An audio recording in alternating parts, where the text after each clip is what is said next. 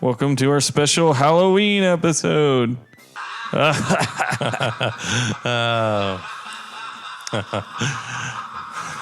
don't get it.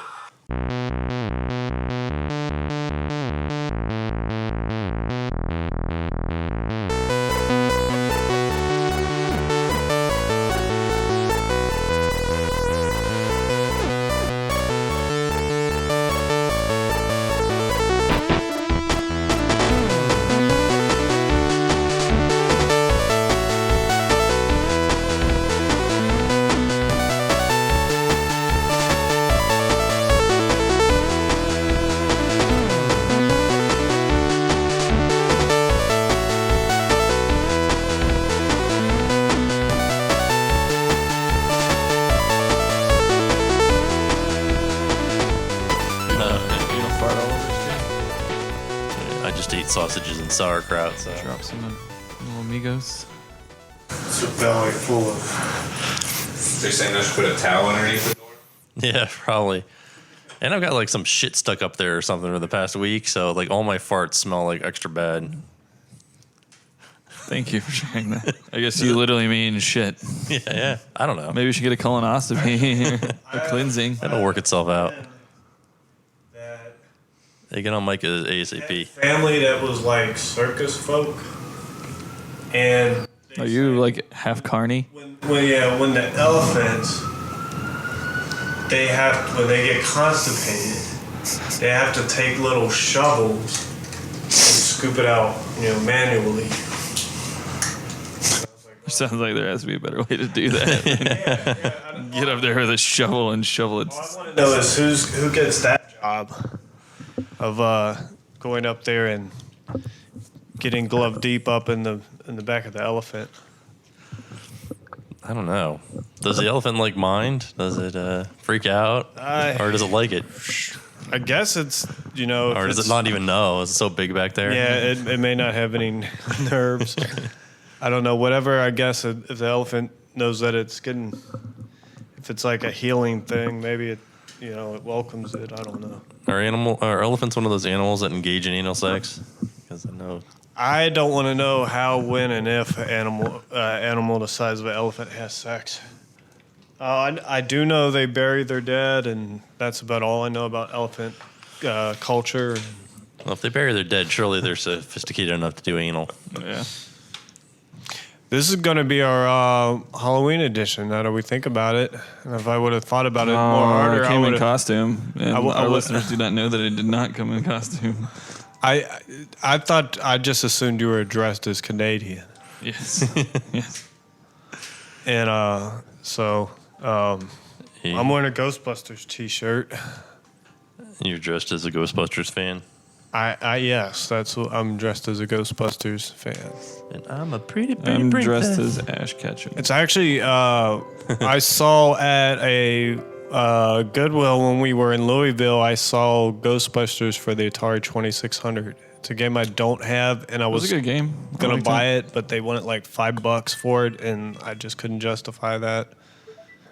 So if I really need it bad enough, someday I'll get it on eBay for like $1 or $2. Oh, have you guys noticed in the Spot Pass games there's a music test? A music what? Music test where you can just play all the music from the Nintendo. Oh yeah. Spot Pass. I did not know that. Yeah, that sounds awesome. Yeah, I've messed with that. We also need to organize a trip and go to a Nintendo Zone and see what happens. I've been to one. Where's it? There's one at the IHOP on I don't know. I forget what road it's on, but there's an IHOP right next to a GameStop. The map told me the Starbucks up here and the GameStop up here are supposed to be Nintendo Zones. But I haven't been to one since they implemented the new Spot Pass features to it. I think we should go up there and I think we should take the little recorder and sit in IHOP and eat pancakes and do a live. Yes, that sounds awesome. On the scene. I am down for whatever it is we're talking about. Yeah, we can do that. On the scene podcast. Because live on the spot. I'm pretty sure you can still get the Nintendo Zone from that IHOP. I haven't checked in a while. but it's pretty weird. You can watch Pokemon episodes from it. I've downloaded the Pokemon. There's a Pokemon app for Android called Pokemon TV. It's an official app, and it has like 50 episodes of Pokemon, and they rotate. It's got 10 episodes from each season, so more than that because there's like 8 seasons. And every Friday they get it's in a loop. So like right now it's on episode like 20 to 30 for every season, and then the next week it changes. So I think it's probably they just tap into the same feed that uses because it was like episode 26 through 36 or something when I was on there. It's a really cool app though. I try to watch a little bit of it, and I'm like, well, the game is much better than the show. I can't really. But the new Pokemon Origins show, I don't know if you've heard about that at all. No. They did a special. It's called Pokemon Origins, and it's 4 episodes, and it retells the first game. Instead of going with Ash, it's Red, the protagonist from the first Pokemon. It's like super adult, like it's pretty dark. It's a really cool anime. Like there's no lightheartedness in it. Like no stupid. Stupid anime voices. It was really good. I enjoyed watching it. That sounds awesome. What channel is that on? Or where'd you watch it at? I watched it online. At one of like the anime stream sites, but it's coming on to the Pokemon TV app November 15th.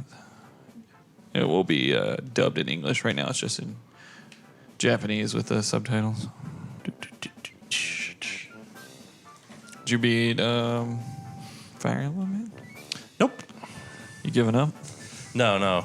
I'm just kind of take a little break. I played it again for the first time in a couple of weeks this week.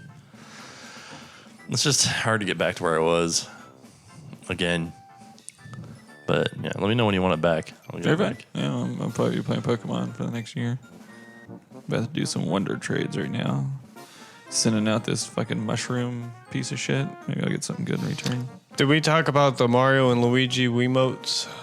I did not know such a thing existed. Then we probably didn't talk about them.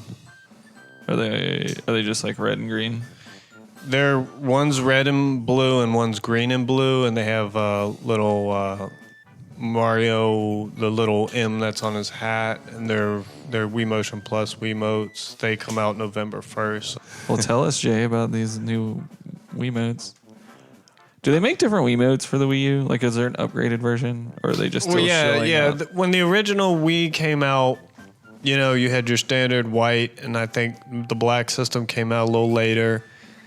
And then they came out with an attachment called the Motion Plus. I think it debuted with the Wii Sports Plus. Yeah, I know about the Motion Plus. I just wondered, if it went the from new like a ones are 3-axis gyroscope to like a 6-axis or something along the like. It went to true 1-to-1 ratio, movement ratio. Yeah, and what it did is it made the Wiimote really long and cumbersome. So then sometime later they came out with a Wiimote that had all the extra stuff built in.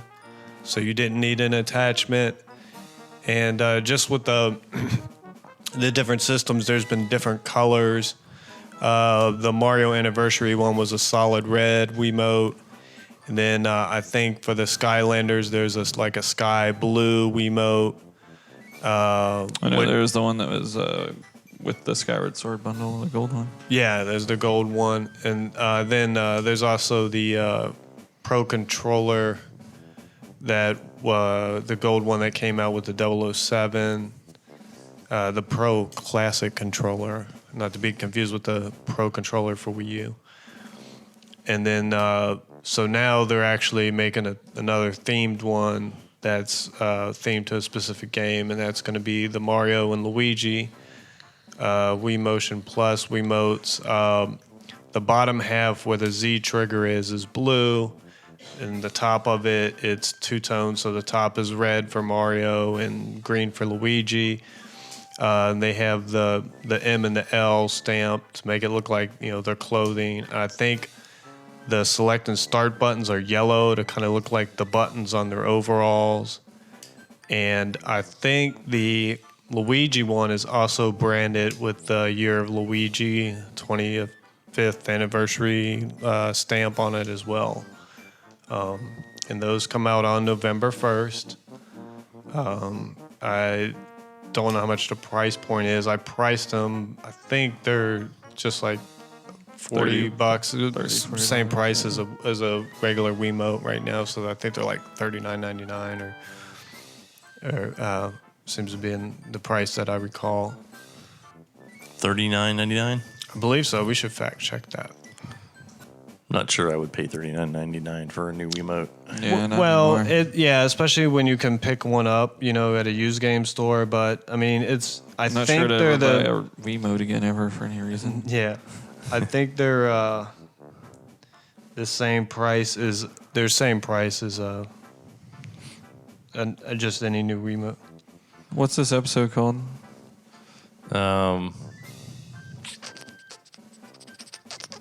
We need something. Weekend at Bernie's. Oh, that's weird because I was actually just thinking that. It's like you just read my mind. But I was going to say like Weekend at Bernie's 3. What was the name of 3? Is that before they had cool subtitles?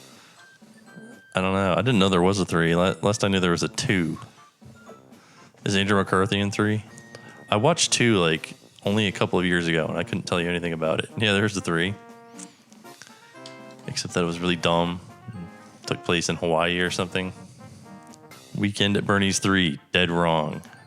Is that what it's called? I think so. Should be Dead Rising. They should do a Weekend at Bernie's 4. Dead Rising, where they're like carrying, Bernie around for like so long. And he's like decomposing, and he like gestates some kind of zombie virus inside his body, and he becomes patient 0. His body's And these like liquefied. assholes are responsible for the zombie apocalypse because they carried fucking Bernie all over the United States partying with him.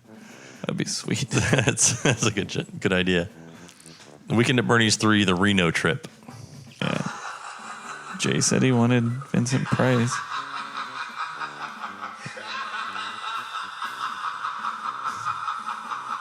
Well, there you go, Jay.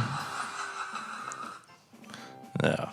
And welcome to the Nintendo Dreamcast, Episode 7, Weekend at Bernie's 4, Dead Rising. And I'm Matt Meanard, and I'm joined by James. My name is James. And Jay. My name is Jay. JJM. Jim. Or Mujja. Or Jimidja. Right? I'm actually kind of sick this week, guys. Just to let you know, my voice sounds kind of like crackly and shit. It sounds extra sexy this week. Yeah, I took like 5 Mucinex before coming over here, so if shit just starts dropping out of my nose onto the microphone, I apologize. I know we haven't done a podcast in a couple of weeks. Mostly my fault. I started a new job. My my schedule's been wonky, and I was like half asleep at like 6:30. I was like, I'm just gonna cancel, but I was like, no, I can't cancel on the Dreamcast. I've got to do it. I've got to do it for you, Danny. For you, Danny. Who doesn't even listen to our fucking podcast anymore. Well, I'll listen to this one, I bet. I hope so. If you're out there, Danny, I'll like you better if you listen to my podcast. So we actually have mail this week. Oh, you're serious? Yeah. Were you just telling me now? You Yeah. couldn't set me up with that? I could have read the email. I wanted the raw reaction. Raw online. reaction. Is it shitty? Is it bad? No, I like you no, guys that's suck good. dicks.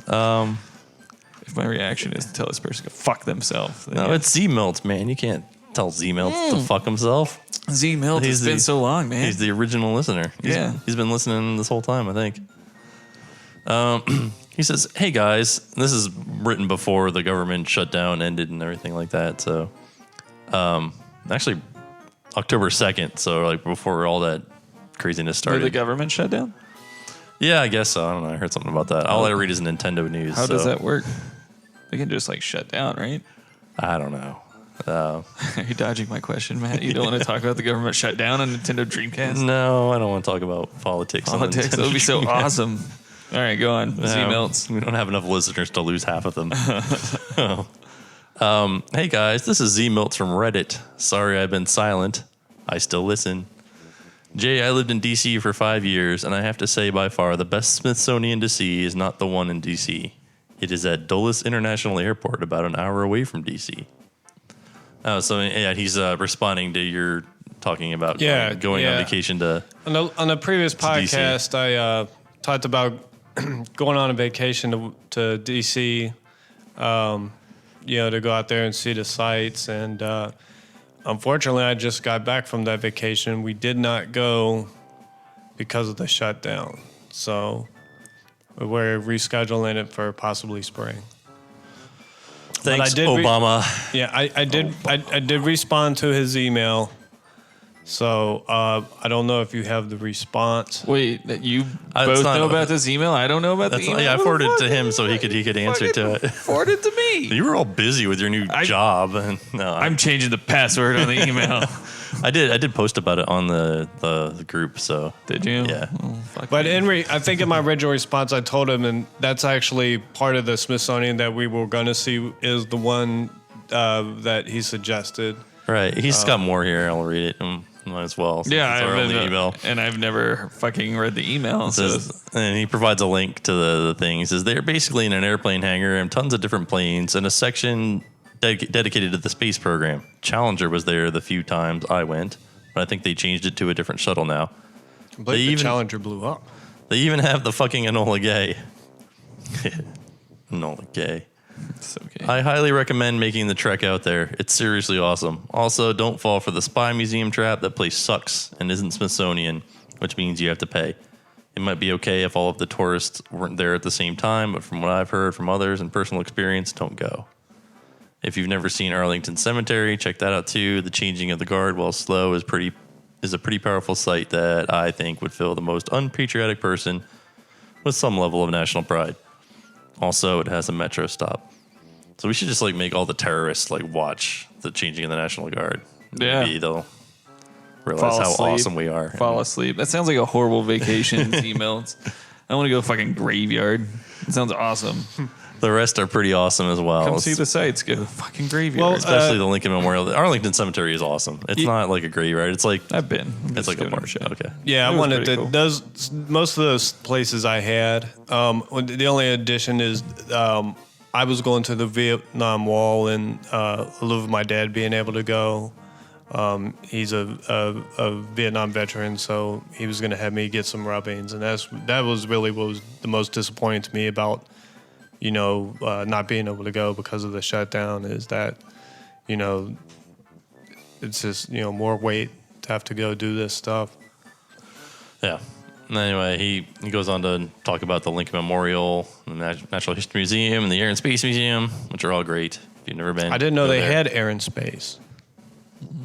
Let's see what I you thought did it was there. a vacuum. Womp, womp, womp. I'm sure they never heard that one before. Yeah. Anyway, the show is still one I look forward to and crack up to. Shit's funny. Keep it up, and I will attempt to at least comment on Reddit when I can. Zach. I will keep it up for you every week's emails. P.S. Also, if you love Mexican food, go the fuck here. Link provided. And get the fucking steak fajitas. Seriously, the only fucking thing I miss about DC is the food. And this place is on top of the list. I actually put that in my journal of things to do. Now I'm kind of creeped out because I think maybe he hates our podcast so much. Maybe he's sending that he's us- trying to get us to go to this Mexican place and die of food poisoning. I don't care. That is further way. Go. Yay! Well, what's the name of the Mexican place? Let's get him some business here. Let's see. And let's click the Fucking link. people that listen to the podcast. Guapo's Restaurant. Guapo's Restaurant. Guapo. Do you have a link? What's the? Yeah, let me hit it. real Guapo's quick. Restaurant on 4028 Campbell Avenue in Arlington, Virginia. Guapo's 22206. Restaurant, Arlington. Neighborhood Shirlington. Hold on. 703-671-1701. GuaposRestaurant.com. Guapo's. Now Okay. you owe us $50, Guapos. Guapo's Fine Mexican Cuisine, brought to you by The Nintendo Dreamcast. the Nintendo Dreamcast. Let's see. Do we have a Yelp review? I just want to make sure. I'm doing to fact check his emails. Yelp. Guapo. Because I mean, it would be really shitty if you went all the way up there and drove out to this piece of shit restaurant and the website looks dumb. Yeah, I mean, I don't. Yeah, and then it's run by some drug cartel or something. And Yeah. Okay. Yelp's Guapo Yelp review. That should cover everything, right? Arlington. Guapo's restaurant. Oh, here we are. Faith went to this weird place when she was out there. All right. Oh, hold on, man. It's got 3.5 stars, so we haven't hit the 4-star mark or the 5-star mark. Yelp, man. You really Well, gonna let there's- Yelp tell there's- you where to eat? There's 200. We're gonna let some rando from fucking internet tell us. Hey, Well, man, well, I my trust problem- emails with my life. yeah, all right? see, my problem with Yelp and like Google Places is like if you go somewhere and you have a good experience, you don't really write about it. If you have a really good experience, you might write about like, hey, I'll give you some, a shout out on Yelp. But most of the people that get on there are on there because they're pissed off something bad happened. It's skewed. It's only got one 1-star review, and that's the one I'm gonna read here. Okay. Hold on. Let's see the downside of Yeah. Zappos. I want to see the. It made me poop a lot. Yeah. Well, if it's like it tasted like dead possum. Well, I mean, there's always traditional foods. It seems like it's like hipster dudes that are like, I'm not a fan of this place because everybody else likes it. Okay, 1-star review. Not great food and not great service. They are the only bigger, and that's in quotation marks, Mexican restaurant in the area, though. So perhaps that's why the 5-star ratings. We were passed by over and over again by the waiter who served our area and only got someone's attention after we flagged them down. But you have to read it in nerd voice. The bus person was acting very strange, almost as if whenever there's some kind of stimulant and getting a bit physical and inappropriately close when grabbing the waiter's glasses for refill. At one point, his hand brushed against my breast. I didn't seem that busy of an afternoon yet. There was a lot of wait staff, mainly men, just sitting around chatting. And prices, ? Really not that spectacular. So basically, Z-Melts wants to send us to a place where the wait staff will fucking rape us at the fucking table. Awesome. Or at least touch our breasts slightly with their hand. It wasn't that busy. They probably shouldn't have been fondling this poor woman. No, it's more about why they were fondling. They're bored. All right. Well, do we have any other mail? No, that's it. Thank you so much, Z-Melts. I don't really hate you. Yeah, it's all fun and games. Yeah. But I will not be going to Guapo. It sounds horrible. Anyway, Faith went to this weird restaurant while she was out there with her peoples, and it was crazy. It was like all super dark inside, and they played like Nirvana and like all this 90s stuff. A Mexican restaurant? It wasn't a Mexican restaurant. It was like a regular restaurant. That was awesome. And the food was super cheap, but you only got like really small amounts of it. So you sounds like French cuisine. To So it's me. like American dim sum. But no, it was all like stoner food kind of. It was like like fried potatoes, like with that like weird like Parmesan stuff on them. It was all really good, she said. God, I'm hungry. You get like one chicken finger. Yeah, exactly. You like, like so you're like shitty food ordering a la like carte. you're like kind of like putting together your own sampler of all their food. So I say it's like an American dim sum, Yeah. We get like a chicken finger and like a fried pickle or something. Yeah, I don't remember what the name of that place was, but it sounds cool. A fried pickle. So what have you been playing this week, Matt? This week, since we last casted, I've been playing. Wait, hold on before we go any further. Since that was the mailbag, at the end of the mailbag, you can write us at Nintendo Dreamcast Podcast at gmail.com. Is that it? Is that the email? Yeah. Yes. Nintendo Dreamcast Podcast at gmail.com. Yes. Send us your fan mail, guys. We got to be all professional about it. God. Yeah. So, since we last podcasted, I've been playing 2 games mainly. Rogue Legacy and Deus Ex. I love Deus Ex. It's one of my all time. Yeah, Deus Ex is cool. It's like playing playing a William Gibson novel. It's super long though, probably longer than it needs to be. And I guess I'm playing the Augmented Edition. I don't know. What version did you play? Just the regular one that came out? Or? Yeah, I bought it like on release. So I don't know. There's probably all kinds of weird extra content in there that I'm just didn't know wasn't supposed to be in there. And so I'm kind of at the part where you meet the newscaster lady and find out she's spoilers AI. Mm-hmm. And I don't know. It's all right. It's kind of. You got a couple hours left in the game. It's kind of slow.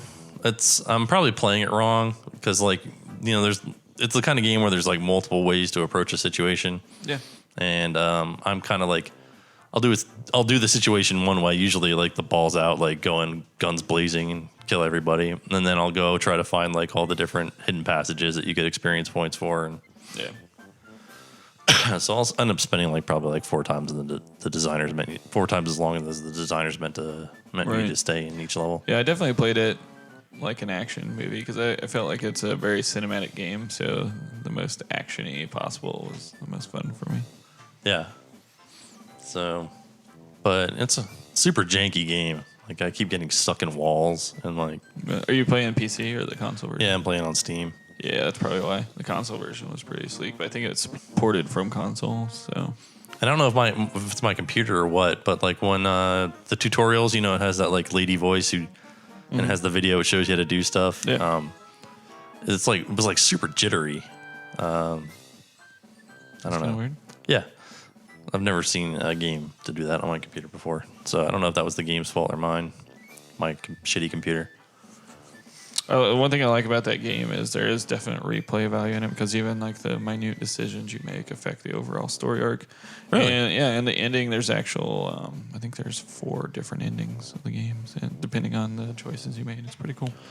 Yeah, it seems like there's this whole theme of you're sacrificing your humanity to become, more human than human or whatever, to quote White Zombie.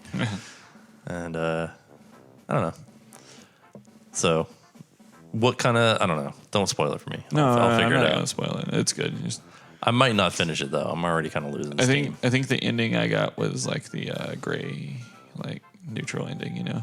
So I think there's a white hat ending, a black hat ending, and then there's like a nobody wins ending, and then there's like a gray area ending. That's the one I based off my decisions. I think that's probably what I'll get. I don't know. You'd probably have to like kill random people to get the other one, huh? Oh no, it's really the actual decisions. Like it doesn't really keep track of like any kind of karma system. It's just the decisions you make towards the end of the game will affect the ending. So yeah, that was okay. But the game I'm really enjoying more is Rogue Legacy. And I've never heard of that. What is that? It's really good. It's a roguelike, which I usually don't. I don't know. I like roguelikes, but they usually kind of feel empty after I've played them for like a couple hours. I don't know if that makes any sense. Yeah, no, that makes sense. I feel like I've kind of wasted my life because you haven't completed anything by the end of it. But this is a side-scrolling roguelike. And unlike regular roguelikes, once you die, you can still you retain all the gold and stat increases and stuff that you captured. And you're dead, but one of your kids or your uncle's kids or something take over and go back into the castle, and you can use the gold to increase like parts of your castle that will also increase your stats. Yeah.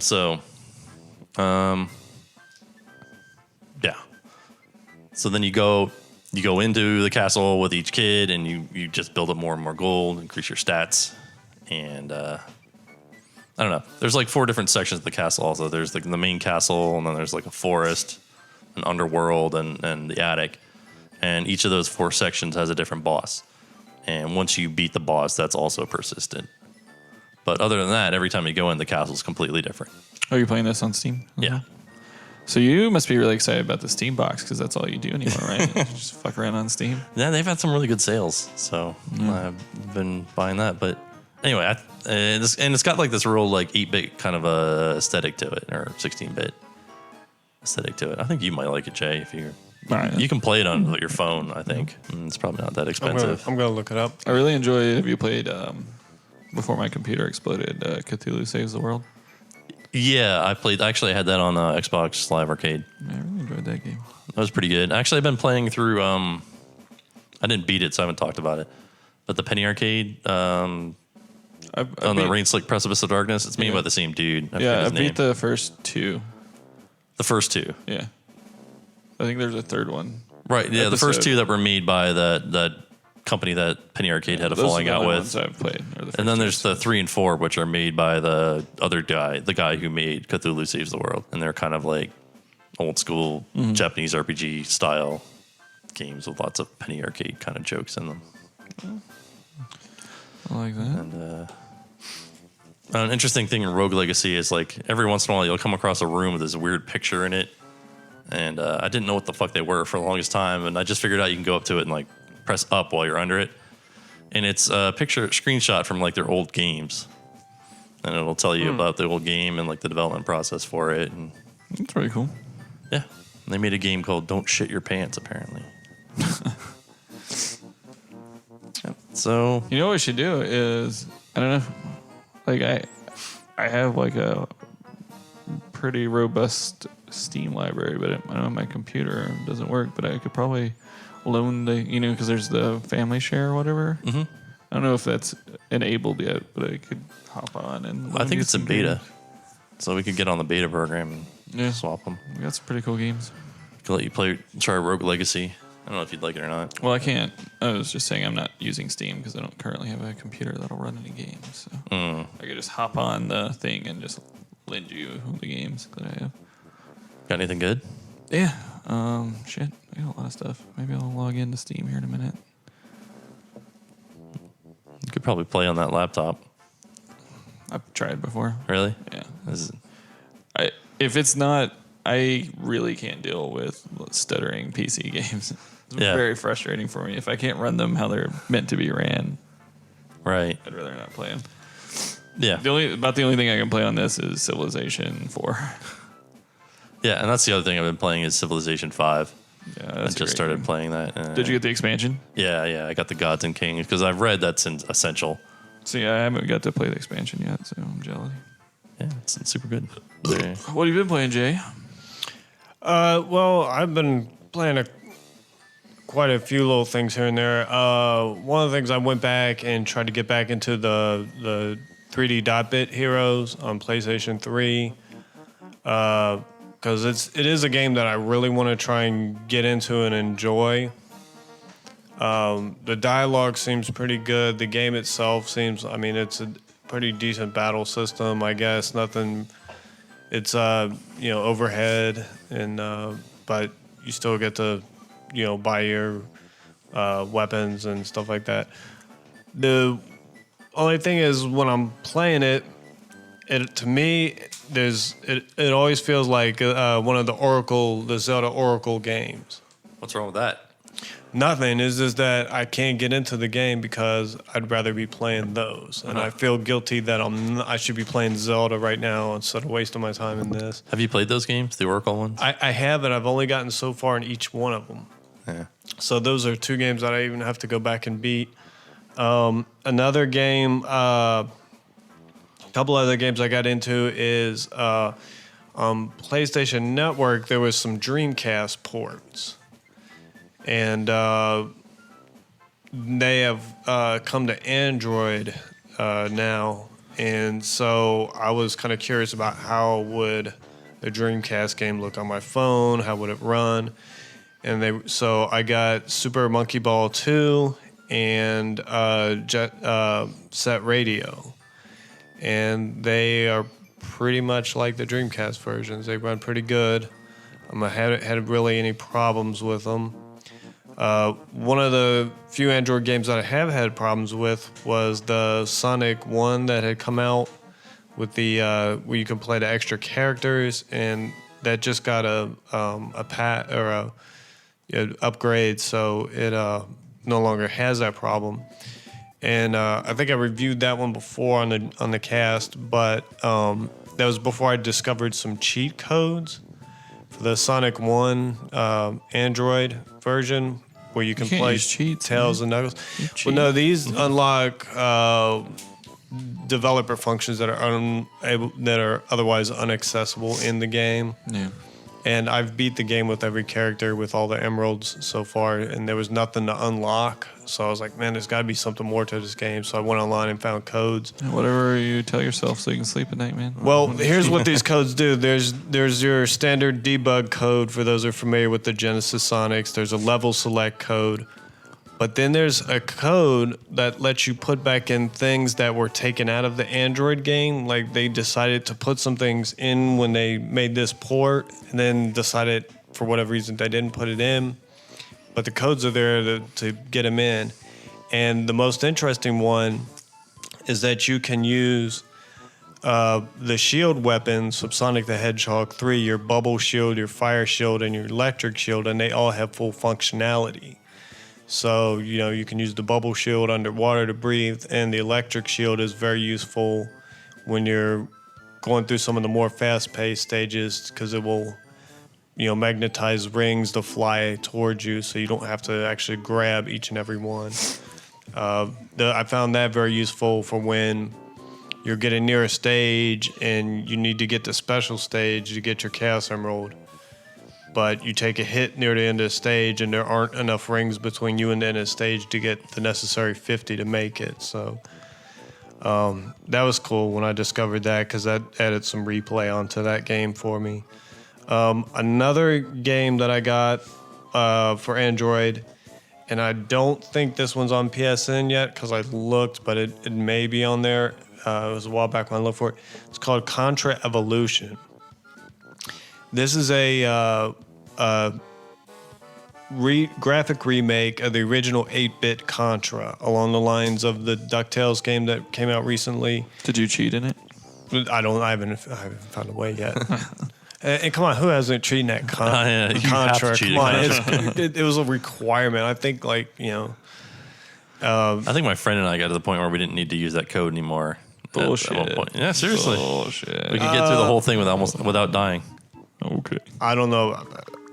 Sure can get pretty far. You only start off with like 2 or 3 lives. Yeah, I know. I mean, we played it with the Contra code through about 40 or 50 times. So I mean, it's just learning where all the enemy placement is and learning when to jump and when not to, when to duck and stuff. I could do all the bosses, maybe the first and second stage, if I was super careful without dying on a very, very good day where I've had lots of practice beforehand. I couldn't do it right now because I'm so rusty.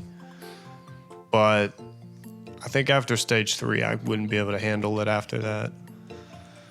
But yeah, it's Contra. I played up till like the second or third stage, and it's pretty cool. The bosses are they're not quite. I don't think they're quite hand drawn, but they resemble like hand drawn art, and it's really neat to go check that one out. For those Contra fans. And like I said, right now, I think it's only available on the Android platform, which means it's probably on the iTunes store as well. Another Android game that I found is Pitfall, and I know this one's also on Apple. And it's a kind of like a 3D runner game, but it's based off Pitfall. It is a pay-to-play game in the respect that if you want anything cool in the game, you have to buy it. But if you're there just to run and jump and duck obstacles, it's free to play and free to download. And it's all flat-shaded polygon graphics as far as it's 3D. So it kind of had that throwback aspect to like some of the old games like Race Drive-In, the arcade game, or Out of This World, where Hard Driving, I think is the name of that game. Or there was a sequel called Race Driving. Yeah. Okay. Yeah. And so those were, and then one neat little app I got. It looks like it's a fan-made app, but I'll say this about the Android market: you absolutely gotta love when you can find a free game that doesn't require any special permissions to install. And so I was like, okay. And this is a 3D remake of River Raid for the Atari 2600. And it seems pretty faithful to the original game as far as the physics and all that. Didn't really play too far into the game because it's River Raid. Once you play it for a couple minutes, you kind of got the hang of it. But it was neat that, somebody just went back and made a fan version of that game, and it is completely free, and, you don't have to worry about them hacking into your phone calls, because it doesn't have any permissions to accept. So, was that a problem with apps hacking into your phone calls? Well, no. A lot of times you get people will not download anything, special apps where to say permission, read your phone status, read your phone calls. All right. That kind of thing. So. Some people don't mess with that. It depends what developer it's coming from for me. If I've downloaded fonts for the phone, and then you go to install it and it says permission is required, and it says, receive phone calls, read text. I'm like, it's a font. Why does a font need to do that? That just doesn't sound, Kind of like fucking PC. weird Access shit to your bank downloading. account number for a font. That's not right. Well, it needs access to your text message program because you want to use the font on your text message program. No, the font's installed to the system. Right. I don't think they. System level access would because imply all that the fonts I've used so far require no special permission. Maybe they're just not asking you. Yeah. No, Maybe they're just saying. I think if you're malicious, you probably just wouldn't ask. Well, no, if you develop for an Android app, you got to have those. No, you don't. Permissions I've built in. downloaded The Android is like a Wild West. You can do whatever you want. You know how many emulators you're I've thinking of- downloaded right off of No, Google Play? no. Apple makes you jump through all kinds of there's hoops no and has all kinds of process. vetting No, I'm not processes. saying from the user end, from the developer end. Right, yeah, even from the There's developer not. end. There's no checks or anything like that on the Android store. You can upload. No, they're all I could- all object classes in your fields. I could upload a app like right now to the store without any checks or balances to Google Play. Like there's none. No, you don't have to. Right. But I'm saying it's in those permissions are in there. They're built into the Android development kit. I mean, if you have a hack development kit, then that's different. I'm sure there's a way around it. Well, Yeah, I mean, like I play a lot of But you're probably a game right. called Netrunner, and somebody on Reddit yesterday was like, "I'm going to build an app that keeps track of like the game state, so like keeps track of how much money and stuff, and it's like a car game." And it was on within an hour, and he didn't have any kind of like Android development kit. You can just download it off of Google Play right now.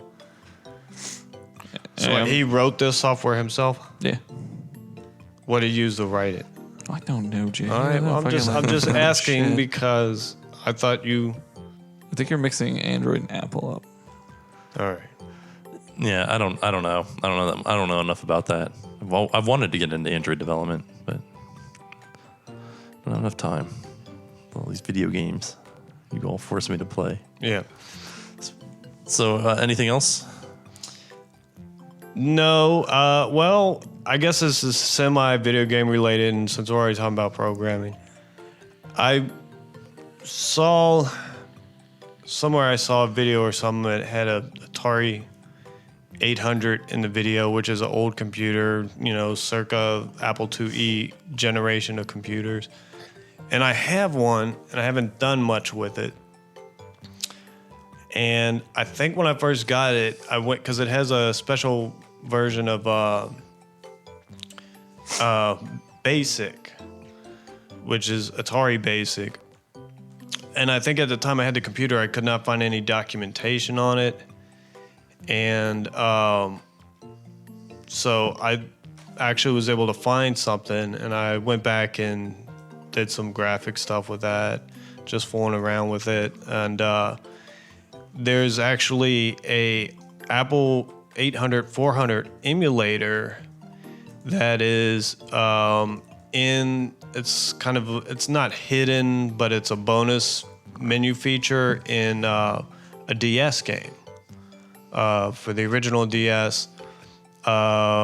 It's the Atari Greatest Hits. I believe it's Volume 2, but it's probably on the Volume 1 as well. This is the game that has like 50 or 60 2600 games and about a dozen arcade games. And if you go into like your options menu, there's a Apple 800 emulator. And so I was programming on that for a while just to have fun with it and see what kind of weird things. It was kind of cool to see graphics that I drew, programs I wrote running on my DS, which was kind of cool. So Wait, this is on your DS? yeah, Huh. yeah. This is there's a hidden Atari 800 emulator in the Atari's Greatest Hits for DS. That's awesome. Yeah, and so that's why I kind of got excited about it because I used to have an Apple 800. There is another programming game that's on the DS wares. It's called Petite Computer, and this one you can actually I've seen save and exchange your programs. But I believe that if I'm not mistaken, I think the price on there was like around was somewhere between like $8 and $12. It was one of the more pricier games. Yeah, it was pretty high. I was looking at getting it, but I was like, It lost my interest because there's just so many other things. But this one is pretty cool because it's built into another game, and that game is relatively cheap. I think I picked my copy up brand new for like under $10. So, that was kind of cool. Little bonus feature that I was exploring within another game. cool. It sounds like you had an action-packed time between podcasts, whatever you would call that. Yes, and I want to rate a piece of hardware while I'm talking about the games, because on my vacation, one of the things is I have a backpack that we got from a Hot Topic that is shaped like a giant Nintendo controller. And that was going to be my suitcase to take to DC. Well, we ended up taking it, on this vacation we went. And I said, well, since I got the Nintendo backpack, I'm going to do it old school. And the only games I'm going to bring to the hotel is I have a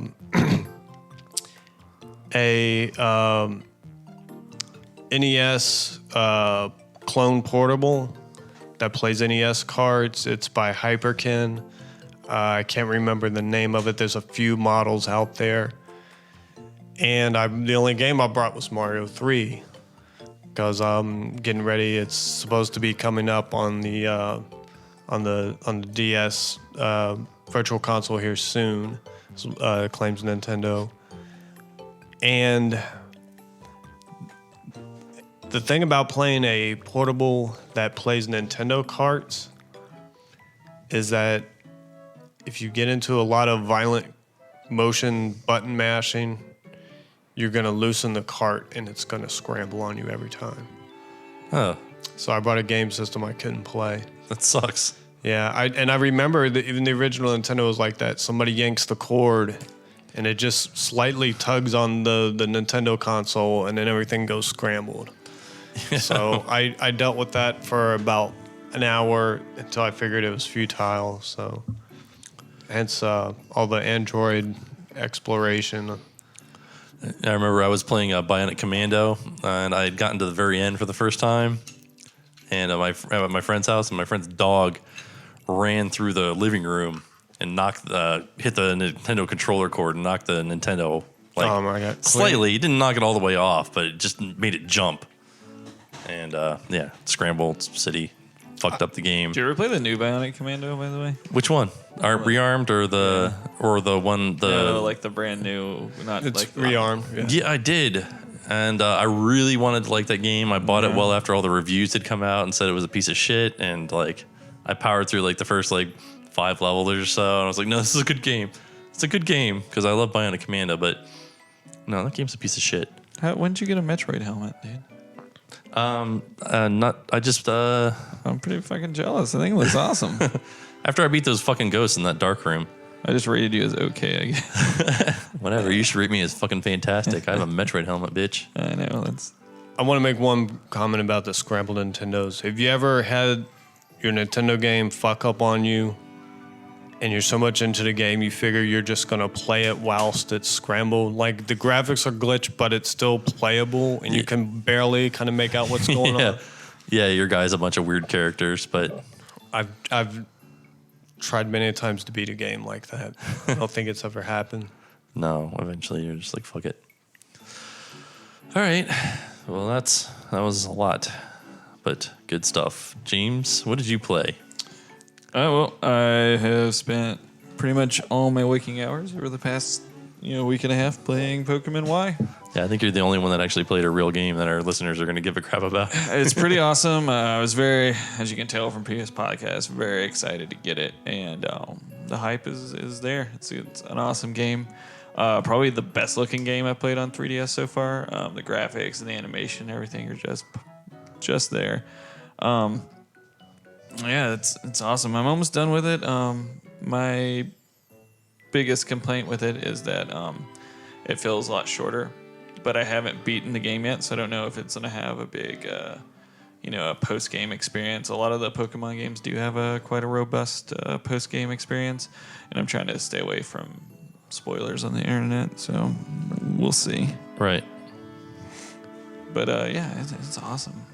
What? I don't know. Are you ready to give like a full review of it, or? I was thinking about it. I mean, hang on. I mean, I can definitely, if you like Pokemon games, it's a must. Like, it's probably the best one mechanically to date.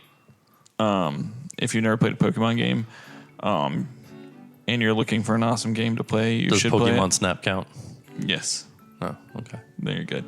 But they've included the full Pokedex across all the past generations, so you can jump in and you don't have to worry about exporting Pokemon into the game because they're all built in.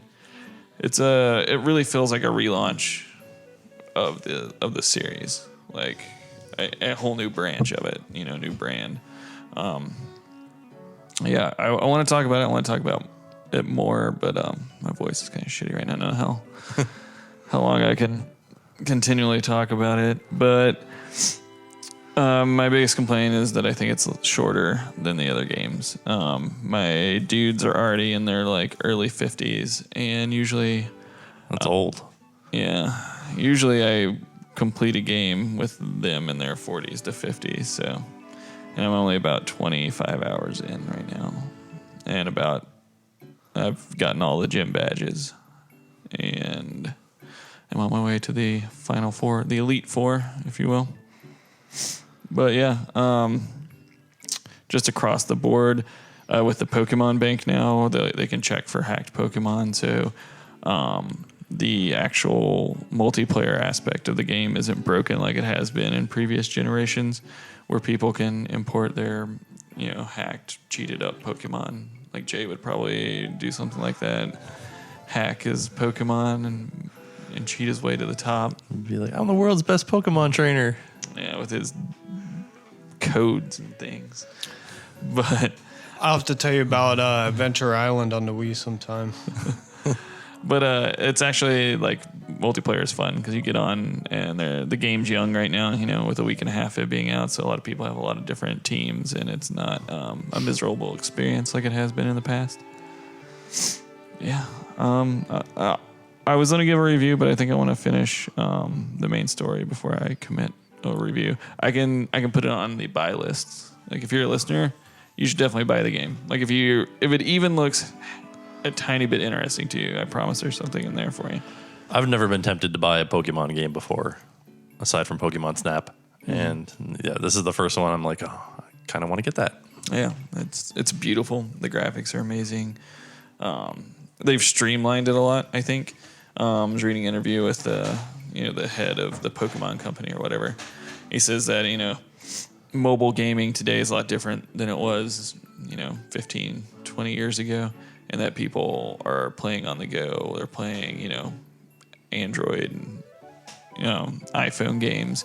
And he wanted to streamline the experience, make it less grindy and more, like each play experience has a reward. So you can sit down on your bus ride, capture some new awesome Pokemon, and level up your guys on the way to work instead of mildly progressing in the game. So he wanted to make it more like Candy Crush. Yeah. Yeah. Pokemon Crush. They should make that. There's a lot of cool mini games and stuff in it. I mean, there's a lot. I'll definitely. Yeah, what's that shit you've been doing in the whole podcast? There's a thing called Wonder Trade, which is awesome. It's like crack. It's like gambling.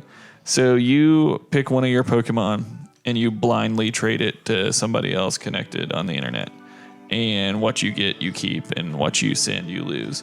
I've gotten some really awesome stuff. Like I've gotten, the starter Pokemon are hard to come by because you only pick the one. Right. So I've gotten like some of the other starter Pokemons, and I've gotten some like big turds too. But that's just the nature of it. I trade those turds, I throw them right back out there.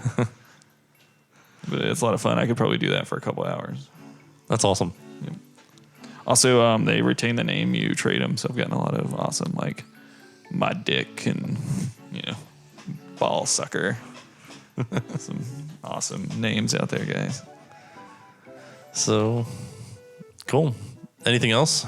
No, I have not had time to play anything else. I thought about going out and grabbing a PlayStation game this week because I'm off today and tomorrow and most of Wednesday. So, but then I was like, if I do that, I wouldn't be playing Pokemon. Why? So Yeah. Why do it? Have you made a decision about where to get Arkham on? Oh yeah. We were talking. As Jay brings up, Arkham Origins is coming out this weekend, and the previous 2 Batman games are just really good games. So I'm really excited about it. But my thing is, there's the PlayStation 3 version, there's PlayStation 4 version. So is there going to be big enough difference between both versions for me to wait? I don't know. I think I'm going to take your guys' advice. I think I'm just going to get the PlayStation 3 version because so early in the, the new development cycle. Yeah, like it can't be that different. No, it's going to be the same game with like some filters enhanced or something. Yeah. And higher quality shadows and textures. Added bonus content, but usually I that doubt it. stuff is. I've been gypped on some Wii U games where I was like, damn, I should have got this on PS3. But so I don't think anything special is going to come out of it. Most of the DLC and stuff, I'm not really into that stuff. Like I never played any of the challenge maps on any of the previous ones. I just played through the main story. So I think if the core game is there, I'm just going to go ahead and PlayStation 3 it up. Yeah, I was really considering that because Toys R Us has that special where you buy one new retail game, like it even applied to pre-orders, and you get the next one for 40%. 40% off. That was an awesome deal. Yeah, I know, but unfortunately, I fucked up my time card, so I was broke this week. What the week the sale was. But damn, that would have been great. I was going to get that and Legend of Zelda. Yeah, they didn't pay me for a whole week of working, so. But you got paid eventually, right? Yeah, I'll get paid this Friday. It was my mistake. Like, you didn't clock in. We don't have to pay you. That's the rule. No, they'll pay. I had to jump through hoops to get paid, but that's again, it's my fault. I did a dumbass thing. I almost forgot. I played the Wonderful 101. Ah, Okay. And I'll just say that. Like the whole full retail game, you bought it? No, I played the demo.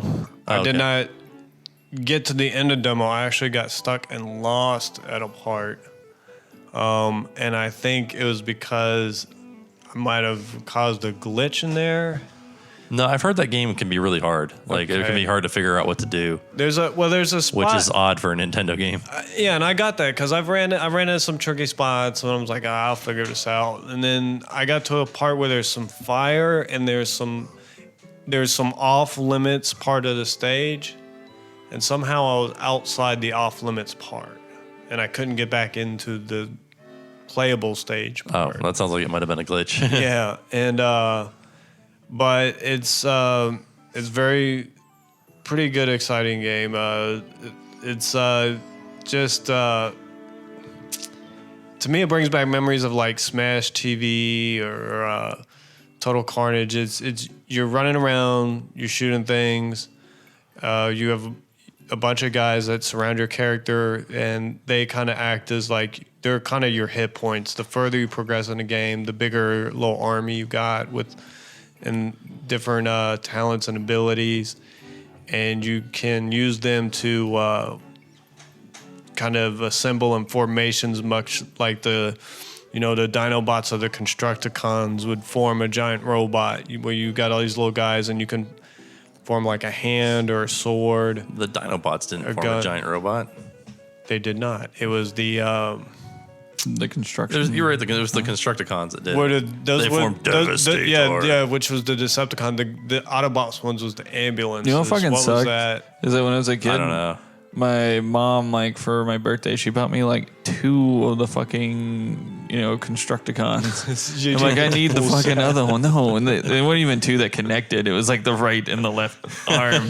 So I couldn't even connect those 2. You had to find some other poor kid that had, like, another piece. I never did. Like, it just sucked. That's what I did with my Voltron lion. I had the blue lion, and I knew some kids that had, like, the black lion and the green lions. And so we formed, like, a retarded Voltron with, like, 1 leg and...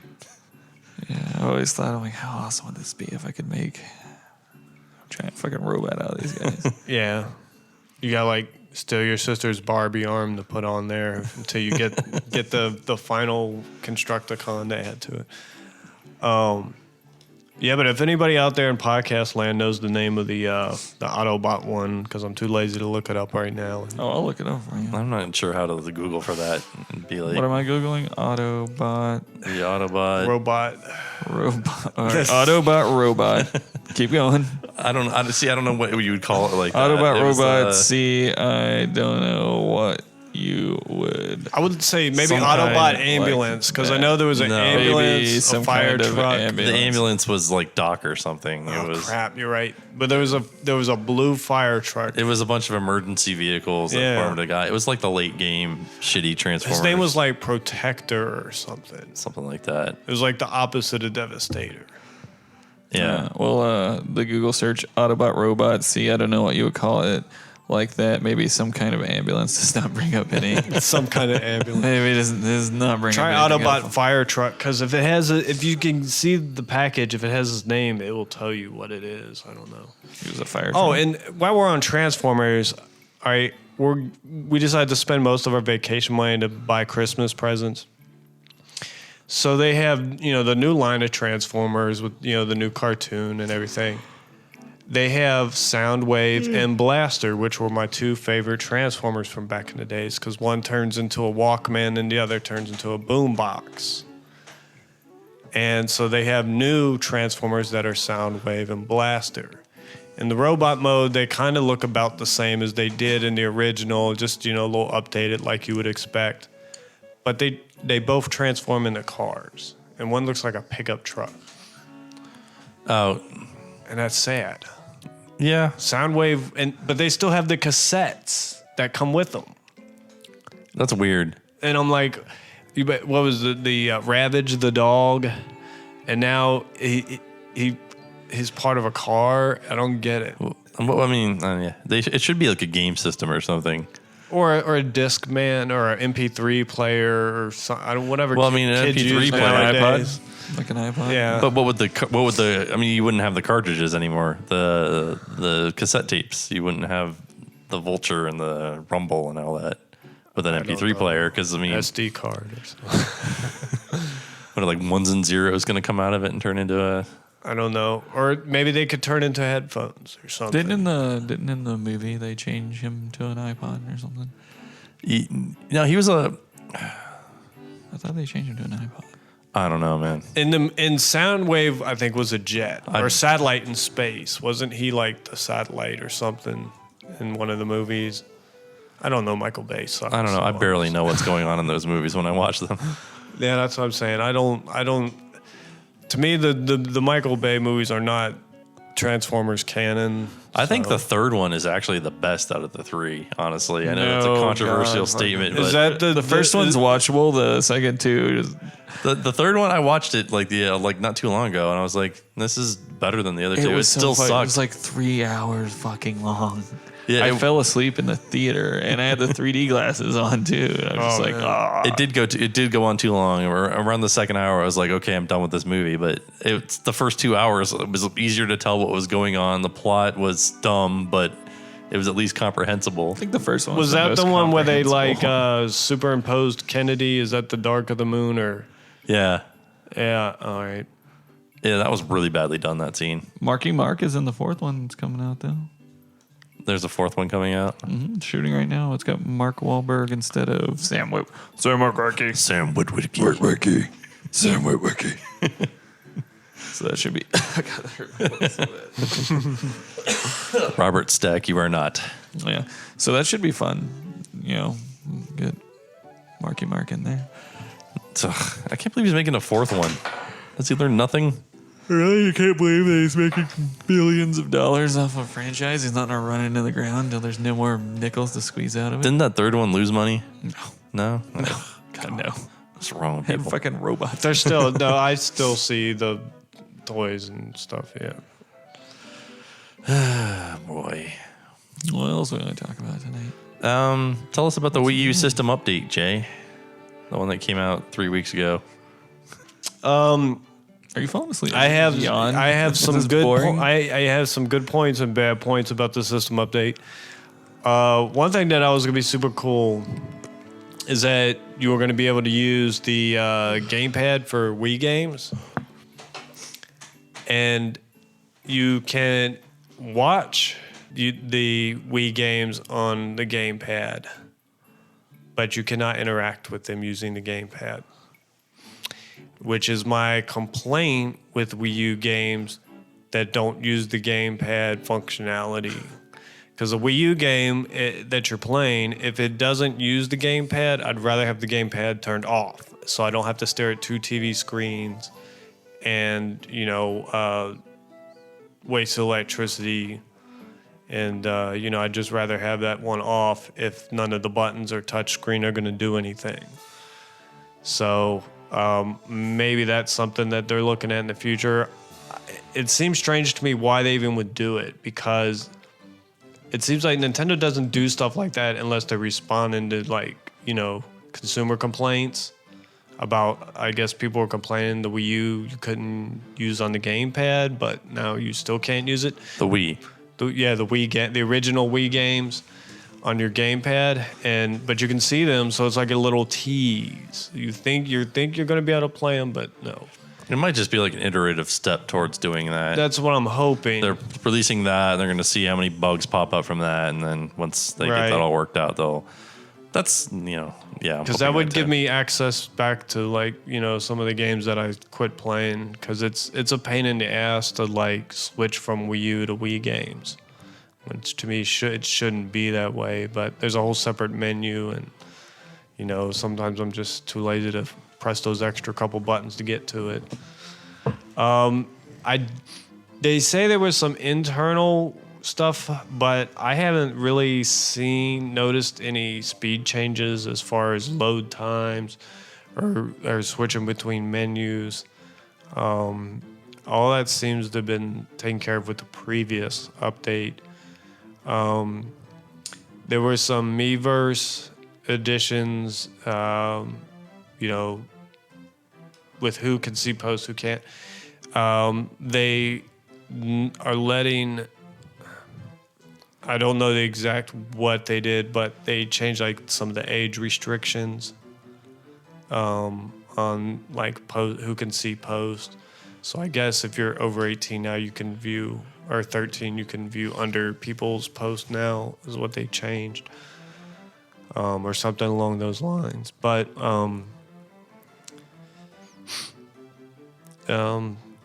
that was pretty much it for the update. I expected a little more. Did you see that article on the new features they added? Like support for USB keyboards. Yes, and that's a good one, but it's also, again, there's a double edge to it because it does not work with Netflix. Really? It's like the one app you need to type stuff in, because there's not too many other, I'm not web surfing with my Wii U, so there's not a whole lot else that I want to type into my Wii U. Well, the universe stuff might be. Oh yeah, well yeah, okay, yeah, that's cool. I haven't been on that in a while, to be honest. I probably won't until I get a new game I'm excited about. But so there's a list of things out there. But my experience just running it, I was hoping for, some performance updates, and it doesn't seem like, it may be behind the scenes stuff that, you're not going to notice. But, you can now chat using a headset connected to the Wii U gamepad, apparently. Yeah. And I thought you were always able to do that. Yeah, that was surprising to me. But I don't Wii U chat with anybody. So, I was completely, it didn't affect me anyway. Looks like they finally enabled cookies on the internet browser too. You can save your username and password and stuff, which surprises me they didn't have that to begin with. And the ability to view PDF files. That thing must have been useless. It was pretty. When I got the Wii U on launch date, the thing could barely turn on, to be honest. It really did. So I'm just lucky I had a CD game to play, as opposed to, messing around with the store. The store still crashes on me sometimes while I'm in the store. And sometimes I get scared, I hope I don't get charged twice for something, because this thing crashed on me. But it's for anybody that buys the Wii U now or is thinking about buying for Christmas, you'll get a pretty stable system now. It's a lot better than it was. It still baffles me, some of the rules, why they have certain things the way they are, but hopefully those are, things that will get taken care of with the future updates. PS3 also had a firmware update, and they finally enabled auto downloads.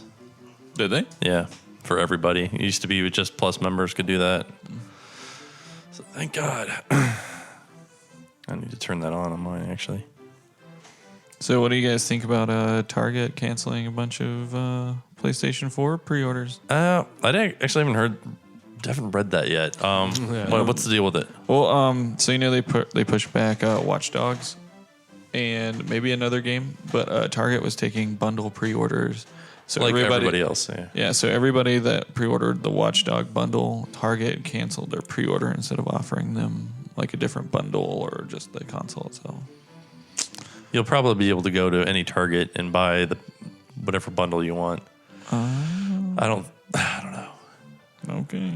I mean, when the Wii first came out and it was selling out all over the place, I was able to go and walk into a Target and buy 2 of them without waiting in line or anything. Yeah. I don't know. It's just not a place people usually go to buy their stuff. At least it wasn't 7 years ago. According to the article, Target's pleased because they, just like everybody else, probably oversold. So. Yeah, it's a good excuse. I mean, it's not like they don't want your money. The only reason they would cancel your pre-order is because they've oversold. Or their system doesn't allow them to transfer purchase of one SKU to another SKU. Maybe. I don't know. And they're just stupid. I don't know. Yeah, I think, though, as somebody that had a pre-order on that, because those are limited, I mean, I would have liked to at least have been offered the regular set, because that actually happened to me with my Wii U. I went there.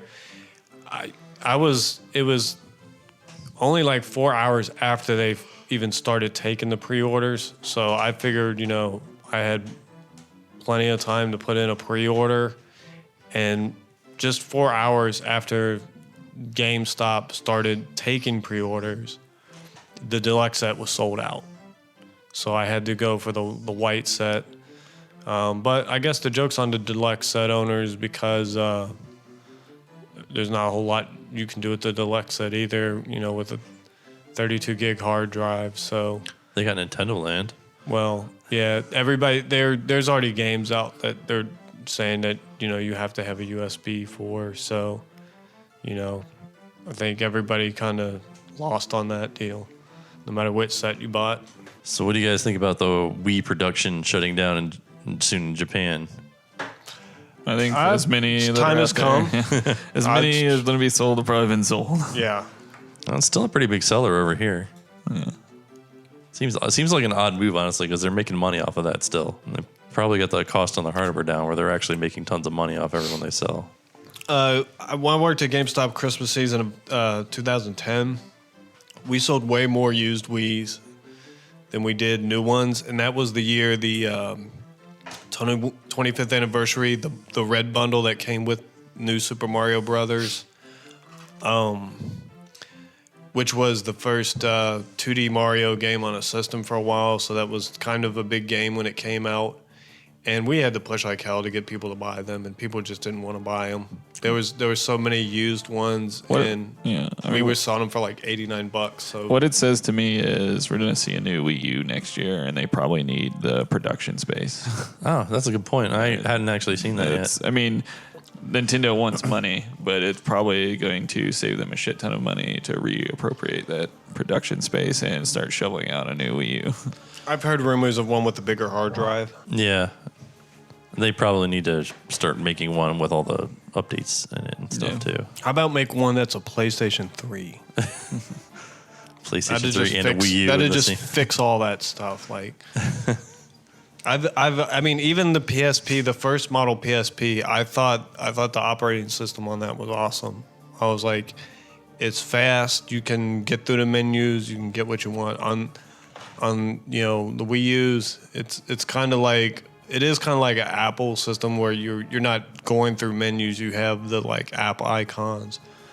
But if you're in one thing and you're trying to back out and go into another, you're gonna be waiting for a while. It's a little faster now with the recent updates, but if you were there on launch day, you were gonna sit for like a minute, maybe 2 minutes, while you tried to exit a game just to get back to the main menu.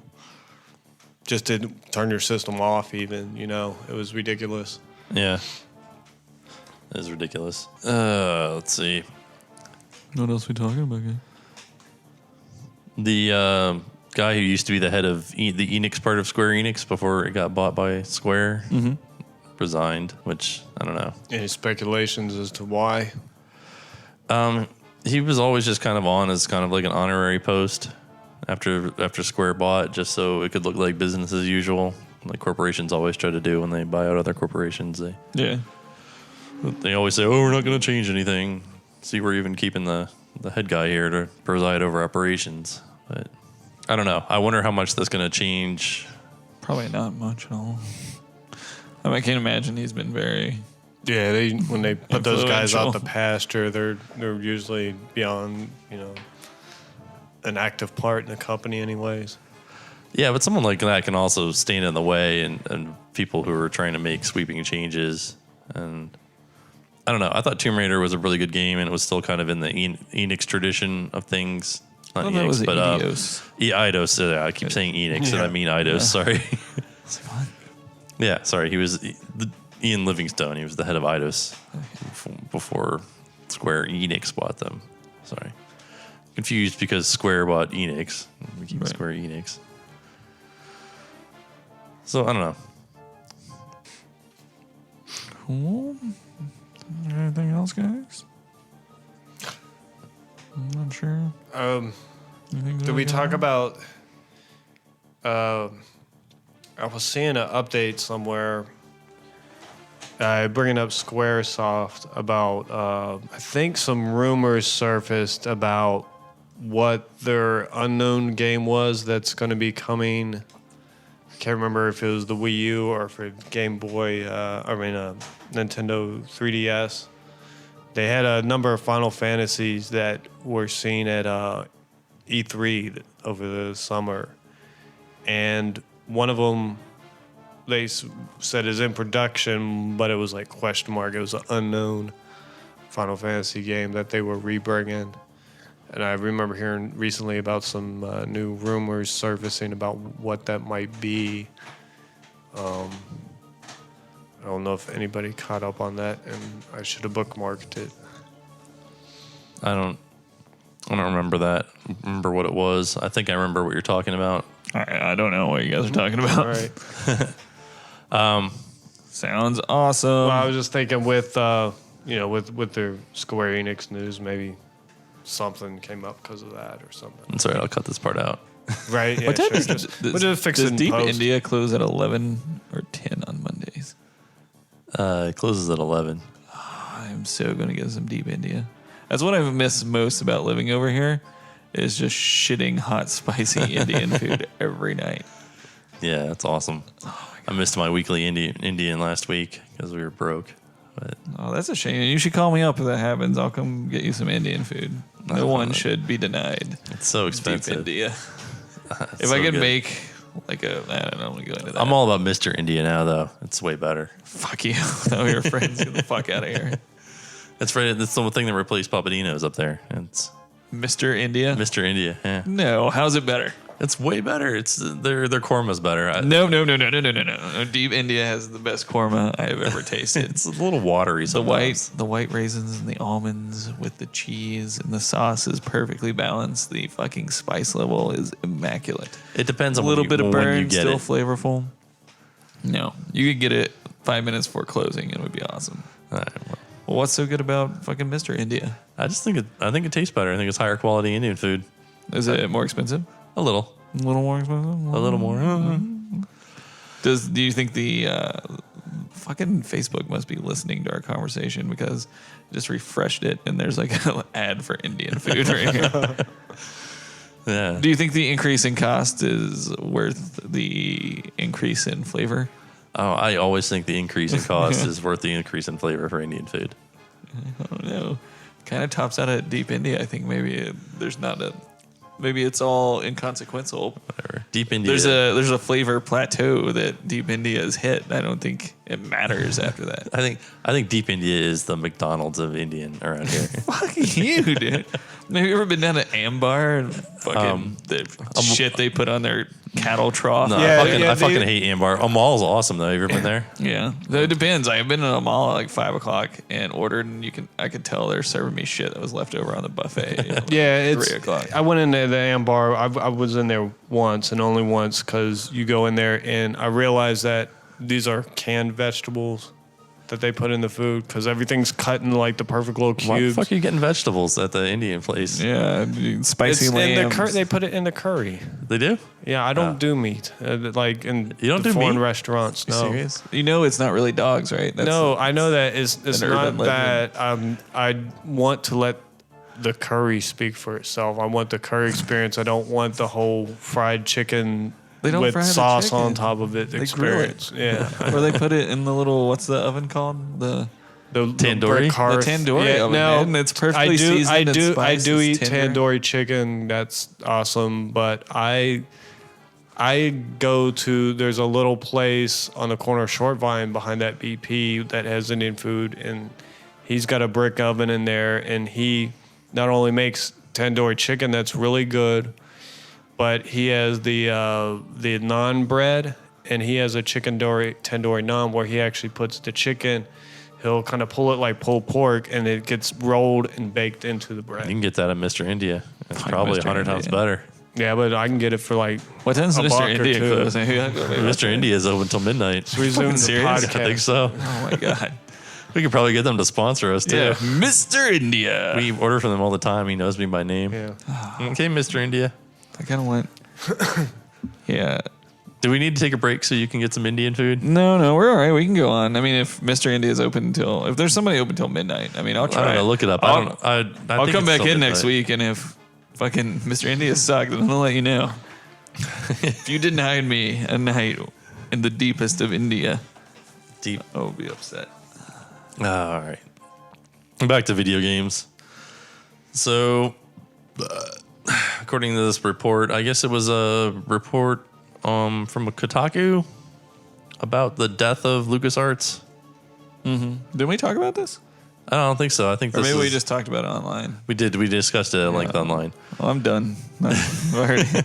I said That's my why we shouldn't piece. discuss things online, so we can see for the cast. But Playing Candy Crush. oh god, turn it off. Sorry, hold on, I'm gonna turn it down. Somebody just sent me I've actually never played it. I'm level 1. Somebody just sent me a thing over Facebook. Maybe I could do a Candy Crush review. Yeah, it's not a terrible game. It really isn't. Is it just Bejeweled? Is that what I'm playing? It's it's the next evolution in match 3 gaming. I liked Puzzle Quest, one of my all-time favorite games. Puzzle Quest is awesome. You ever played that? Puzzle Quest, no. It's like that combined with like a traditional RPG. It's really I weird. get so many offers for these games. Well, you don't understand. My brother's Puzzle Quest playing isn't a that. Facebook game. Puzzle or Quest is it a was DS game. I can lend it to you if you want. And And then you can go from that to Candy Crush. there's also that Simpsons game where you solicit all your friends to come play it. Yeah, I'm already tired of those. Any game that like, usually I'm trying to figure out a game to play, but now there's games trying to like seek me out, and it's just too. I don't like it. That's just your friend's fault for not clicking the Have something- send to all my friends every time they finish a level. They win a new, It's your shiny friends, apple. Your Yeah. friends being inconsiderate Learn- fuckers. Yeah, Yeah, it was a Kotaku article about the LucasArts closure. Anyway, I'm not going to get into all that, but what I wanted to talk about was the Day of the Tentacle remake. It was 80% done before the LucasArts shut down. bastards. Which, have you ever played that? Day of the Tentacle is an awesome game. I have a fondness for the first one more than Day of the Tentacle, but from a game aspect, Day of the Tentacle I think was probably, I would say, better for somebody that's new to the franchise.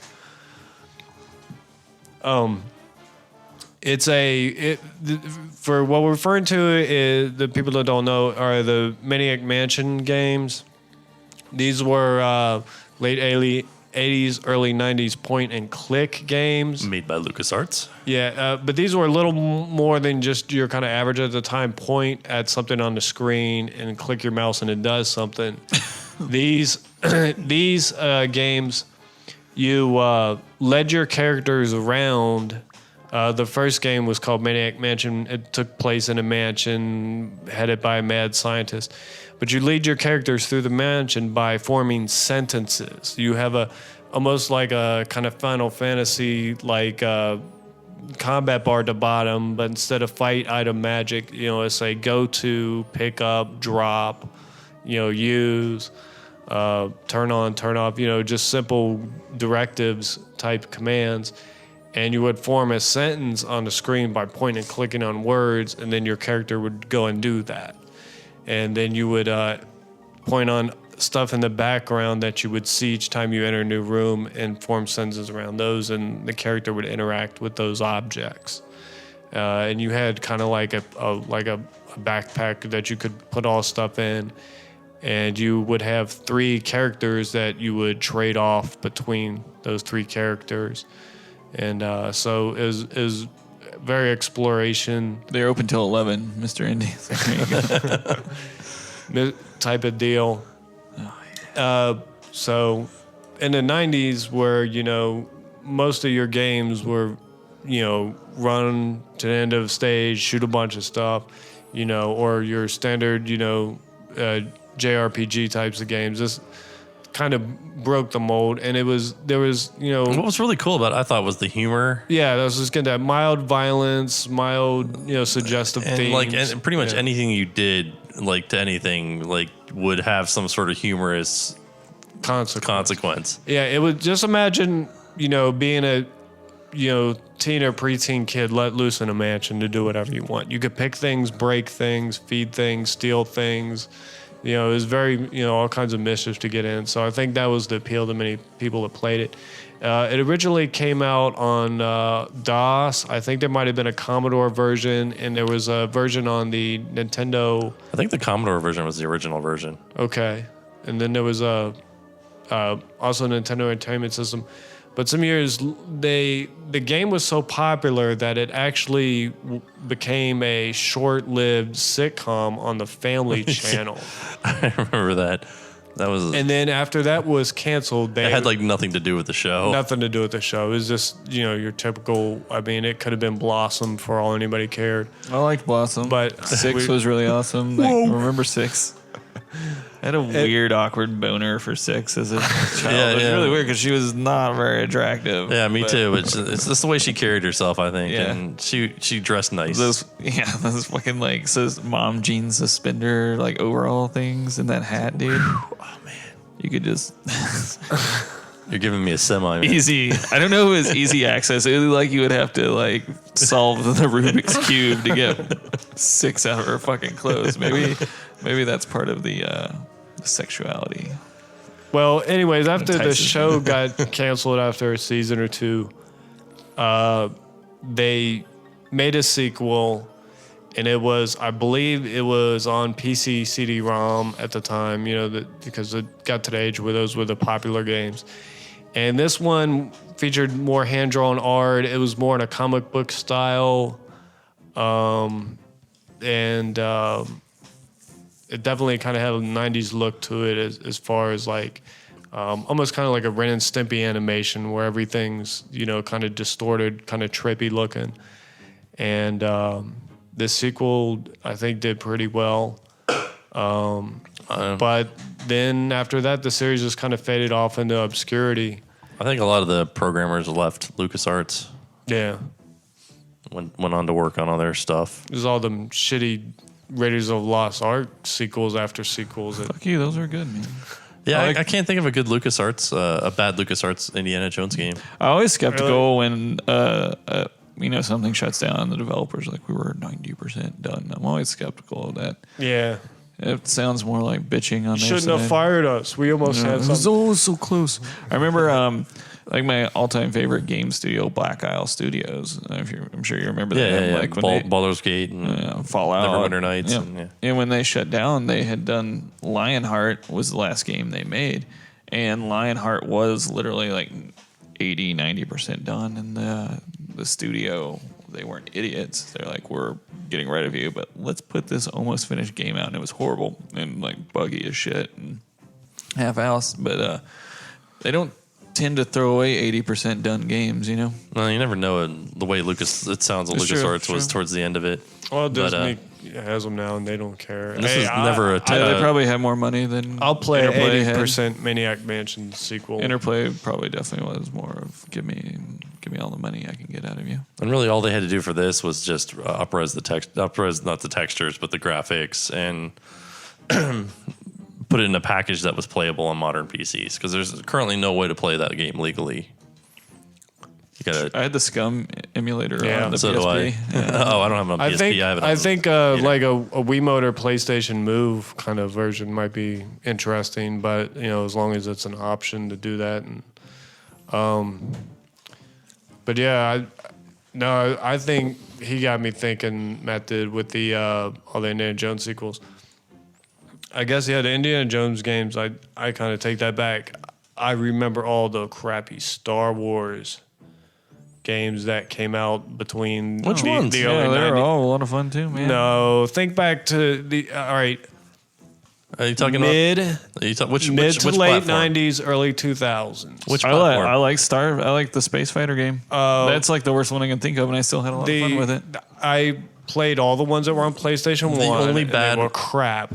Your Rogue Squadron games. the fighting game they was were bad. all rail shooters. No. the Rogue Squadron games are awesome. Star Wars Tekken No. Sai or whatever was actually a pretty Tier- well put together fighting game. I Tier thought. S something or other. Yeah. Yeah, It was fun. I've heard bad things about that. I actually haven't played that. Terrakasi, was that it? Yeah, something like that. I liked it. Fighters of Terrakasi or I something. know. I like just that. remember because it was one of the first video games to hit that generation Star Wars that was in actual 3D. It wasn't like a side scroller or whatever. I had fun with it. It was good. Yeah, no, Luke was OP though. the one on Nintendo 64. The Rogue Squadron on Nintendo 64 was good. Not that one. I'm talking about Shadows of the Empire was awesome, and the snow Shadows of level the I Empire. probably Shadows of the played Empire. like 200 okay. times. I forgot about Shadows of the Empire. But no, there was Well, that's probably the worst one, and I like that game. Yeah, me too. the first Rogue Squadron. I believe, I may be wrong. I believe it was on like either Sega CD or 3DO. And it set up the precedent for like a couple more sequels that came immediately after it that were just as terrible. It didn't come immediately after. Those games came out over a period of like 6 or 8 years. Rogue Squadron, And I think they got up to like 3 or 4. It was an on-rail shooter, but then they weren't taking away from the development process because you had X-Wing versus TIE Fighter, X-Wing Alliance, which are probably some of the most robust, awesome space simulator fighting games out there, and those come out at the same time. So it wasn't like they were leeching off of the studio. And I enjoyed those games. You couldn't, at that time, those kind of games had to be on rails if they were going to be on a console. Yeah, it was like Wing Commander kind Well, of. not about the. If you look at like the Star Fox games, you had a somewhat open environment on It those. was the same deal as Rogue Squadron. Well, I remember them the being first compared. Rogue Squadron was just a vehicle for their full motion video gimmick that every game had in like the 92 to 94. Yeah, It- well, it I mean, was it was coming out on the 3DO. That was probably like Yeah. Yeah, they're like, well, this thing can do this now. And it's the first time anybody can do it. It's like So the shit out of Night Trap and the shit out of yeah. what was the one where you went to Jamaica and shot zombies? Do you remember that one? no, Oh, Gabriel Knight, no. It was like I know what you're talking. Was it Corpse Killer? Yeah, Corpse Killer. That game was awesome. Corpse Killer, Seventh Guest. Yeah, shitty little tiny super compressed video. Yeah, the guys that did the music for Seventh Guest did the music in a new game that came out recently. I don't remember what it was. So that was cool that somehow that little team came back together for some reason. Dude, we should kickstart a remake of Night Trap. I'm sure the IP is there. I'm sure we could get it. And we could get a shitty video camera and just relaunch Night Trap. We could probably get Dana Plato too. If you want to do it with She'd video, have to play the mom this time or something. you have to hire actors and they got to have a SAG card. Because Yeah. if you're gonna sell it, that's the law. That's the Well, there's union rules. A lot of shitty actors that have SAG cards here in Cincinnati. They do. Actually. A SAG card is not that hard to get. So, but yeah, just warning you. I mean, you got to think about it. But if Giant Bomb already had this idea. They were talking did. about trying Really? to bring Kickstarter back way. the FMV game like a year ago. Well, did they do it? No. No, So they I'm gonna didn't. do it. Well, they kind of did. Their yearly awards or whatever, they did like a fake FMV thing where Ryan Davis played the. It was like kind of based off Mad Dog McCree, but Ryan Davis played this Mexican guy, and I don't know. Somebody Mad needs. Dog McCree but- was awesome. Yeah. I remember playing that in arcades. Yeah, they have It was always funny walking into arcades because they had it on the big screen. And I just remember, back in the 90s when the malls were crowded as hell because kids didn't own anything else like cell phones. So you'd be walking and you would see some grizzled old prospector out of the corner of your eye and realize you're standing in front of a TV with people shooting at you. Dude, the 90s were just dangerous. Wait, are you saying you got trapped in Mad Dog McCree in the 80s? Yeah, Like Dungeons and Dragons, those cartoon the style? cartoon style. No. Well, That would be they, awesome. Or kid video style. in a crowded timeout on the court type of situation. You got sucked into an arcade game and had to avoid players shooting at you. Did they touch you? No, The no spot. no. Mad Dog McCree. Mad Dog McCree, no. The early 90s were a dangerous time for teenage sexuality. Between Night Trap and Red Shoe Diaries, I don't think I went without a boner for more than like an hour. And that HBO show, Dream On. all those Skinamax movies. Yeah, dude, Red Shoe Diaries, Night Trap, Real Sex. Yeah. It was constant boner between like 11 and 18. They're probably the reason I can't have a good relationship with women now. Yeah, exactly. Oh, I'm just kidding. I have a great relationship with women. Woman. Woman. So what do you all think about the Legend of Zelda Revelations that had come out, specifically the open worldness? We're talking about Legend of Zelda, A Link Between Worlds. Is that the name of the new one? Yes. I want to I'm see how they excited pull it because off. A Link to the Past was kind of open world. You could, there was a lot. It wasn't on rails. You could explore. Couldn't you not do the dungeons out of order too? Couldn't you?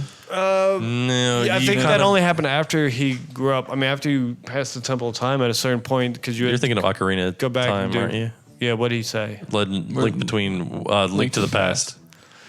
Oh, I thought you could do. You needed whatever you got in the last dungeon to actually get into the next dungeon. I haven't played it since it was on GBA.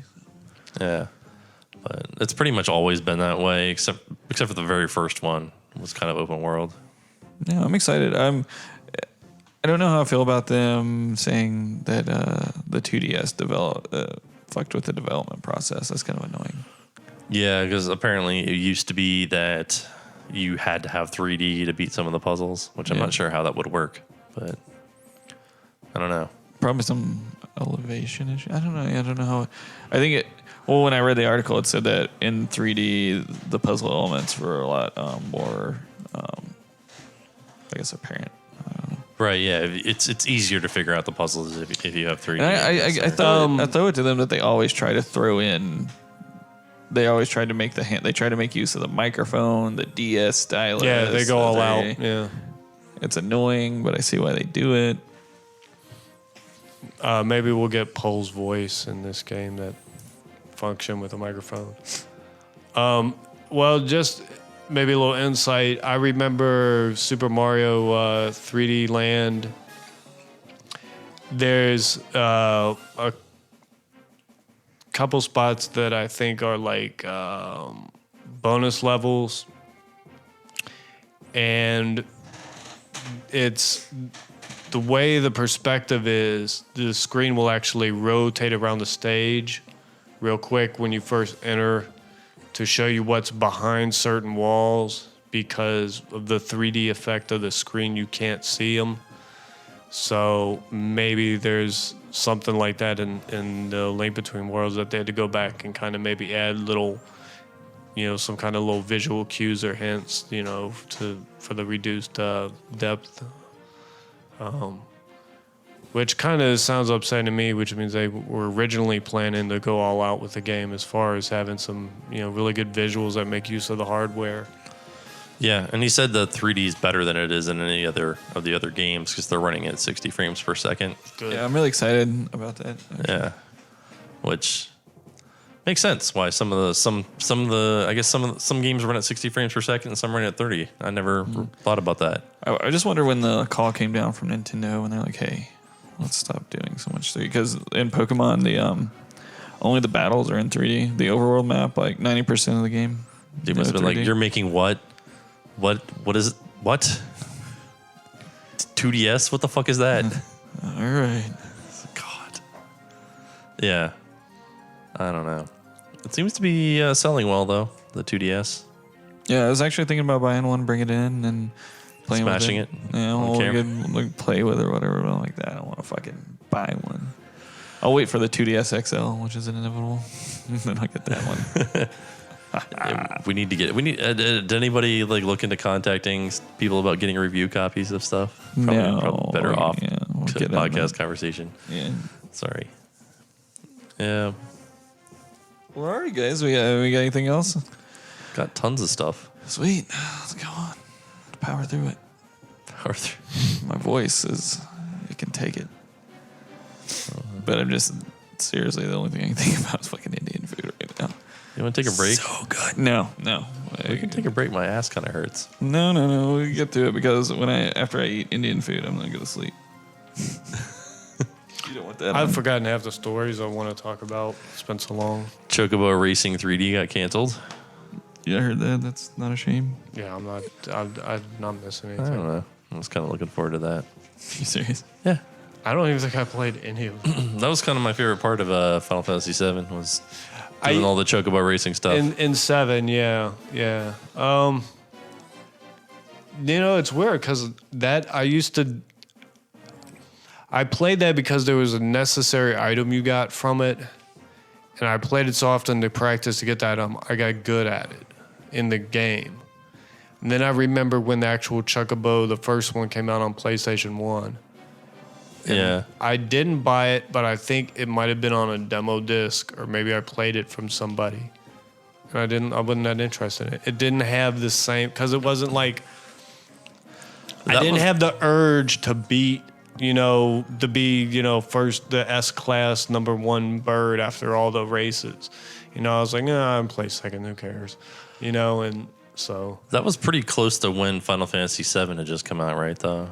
It was a couple of years after, maybe. Chocobo Racing came out. Yeah, it may even came out between 7 and Tactics, or maybe shortly after Tactics. It was one of Square's placeholder games while you're waiting for the next Final Fantasy to come out. Right, I was just going to say, they got kind of blindsided by the popularity of 7, and so they kind of split their teams and started making as many games as possible, and some of those games weren't as...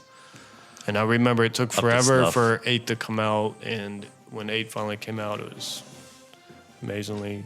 Some people say that's their favorite Horrible. game. 8? Nobody says that. 8 No, was... I've heard I it. think 8 Nope. was the start of the emo Final Fantasies. I did 9. not like it. 9 was a throwback. It goes 9, 12, 7, 6. I like 9. 9 was Yeah, reminded me of I like think 9, 12, 5 7 and for me 4. would be my top 3. I like 10 too, though. So maybe 9, 12, and then 7 and 10 probably tied. Yeah. I really like 9 though. I think I played like an hour of it. I got to that part where you have to do the jumping with the A button to jump the rope or whatever. And I stopped Did you playing. ever play 12?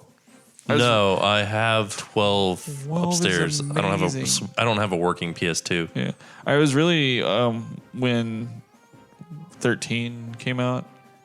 Is it what's the newest? 13. 13, yeah. When 13 came out, I was excited because I'm like, oh, they're going to improve on like what 12 was. Like the combat system was awesome.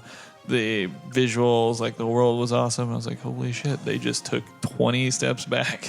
Yeah, I played most of 13 for whatever reason. I played don't like know. 20 hours. I don't think I got through the tutorial.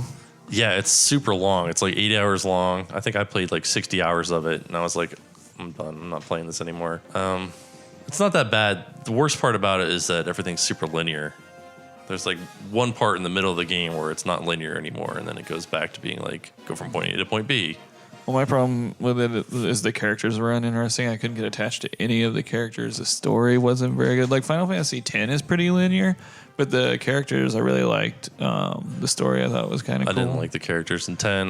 Well, Auron is awesome. Auron might be one of the coolest fucking Final Fantasy dudes. Which one was Auron again? He's the dude with the red jacket, the older guy, like with one of his arms inside the jacket, and it's like sword over. And Kamari, the blue tiger guy, that guy was sweet. I think I only got like halfway through that before my PlayStation 2 crapped out. That was the last thing my PlayStation 2 ever played. I remember getting it for Christmas, like my freshman year of college, went on Christmas break and just powering through it like in 10 days. I didn't even see my family before I went back to school. I just played. What was that name? What's the name of that stupid sport in it that you played? Blitzball, man. Blitzball. Blitzball, Dumb. yeah. Blitzball was awesome. Blitzball was horrible. I was a Blitzball master. Yeah, I bet you were. Sorry. I don't know what that means. I don't either. I was thinking, did they bring Blitzball back in another game? Maybe. 10-2? No, I never played 10-2. Yeah, that's the one where you played as the girls and you got to dress up in their outfits and get superpowers. Yeah.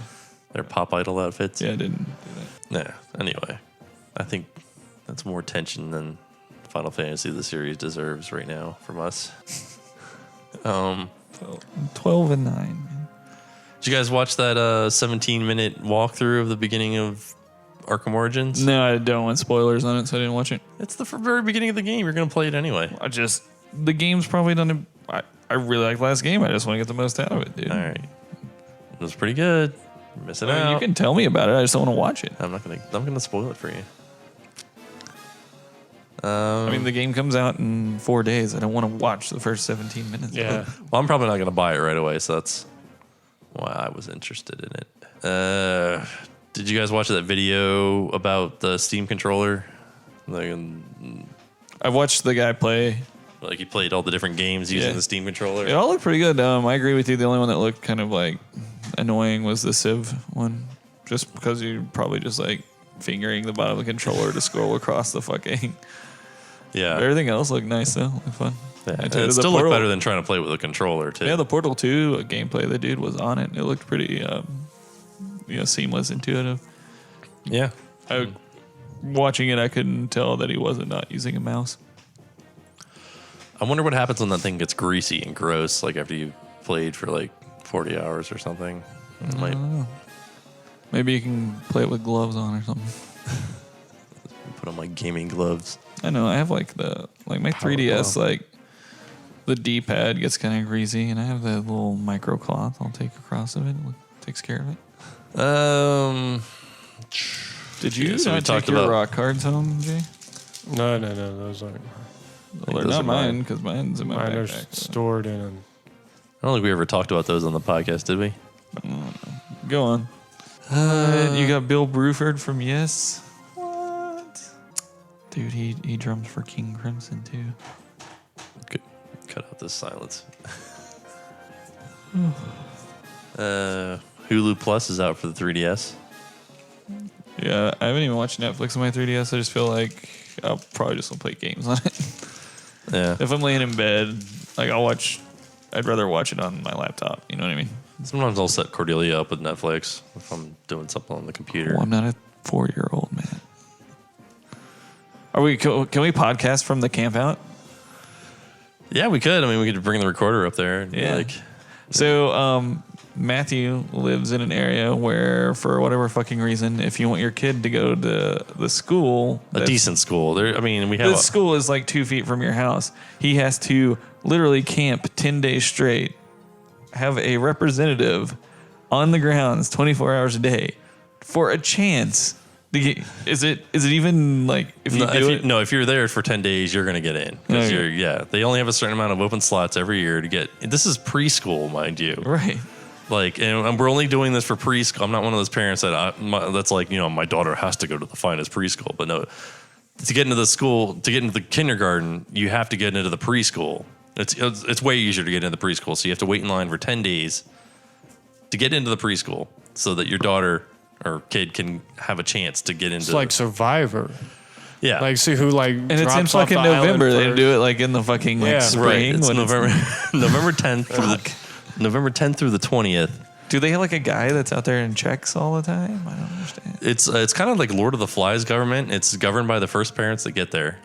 So the first parents that get there get together and they set up a system for making sure that nobody cheats, and all the other parents like get together and.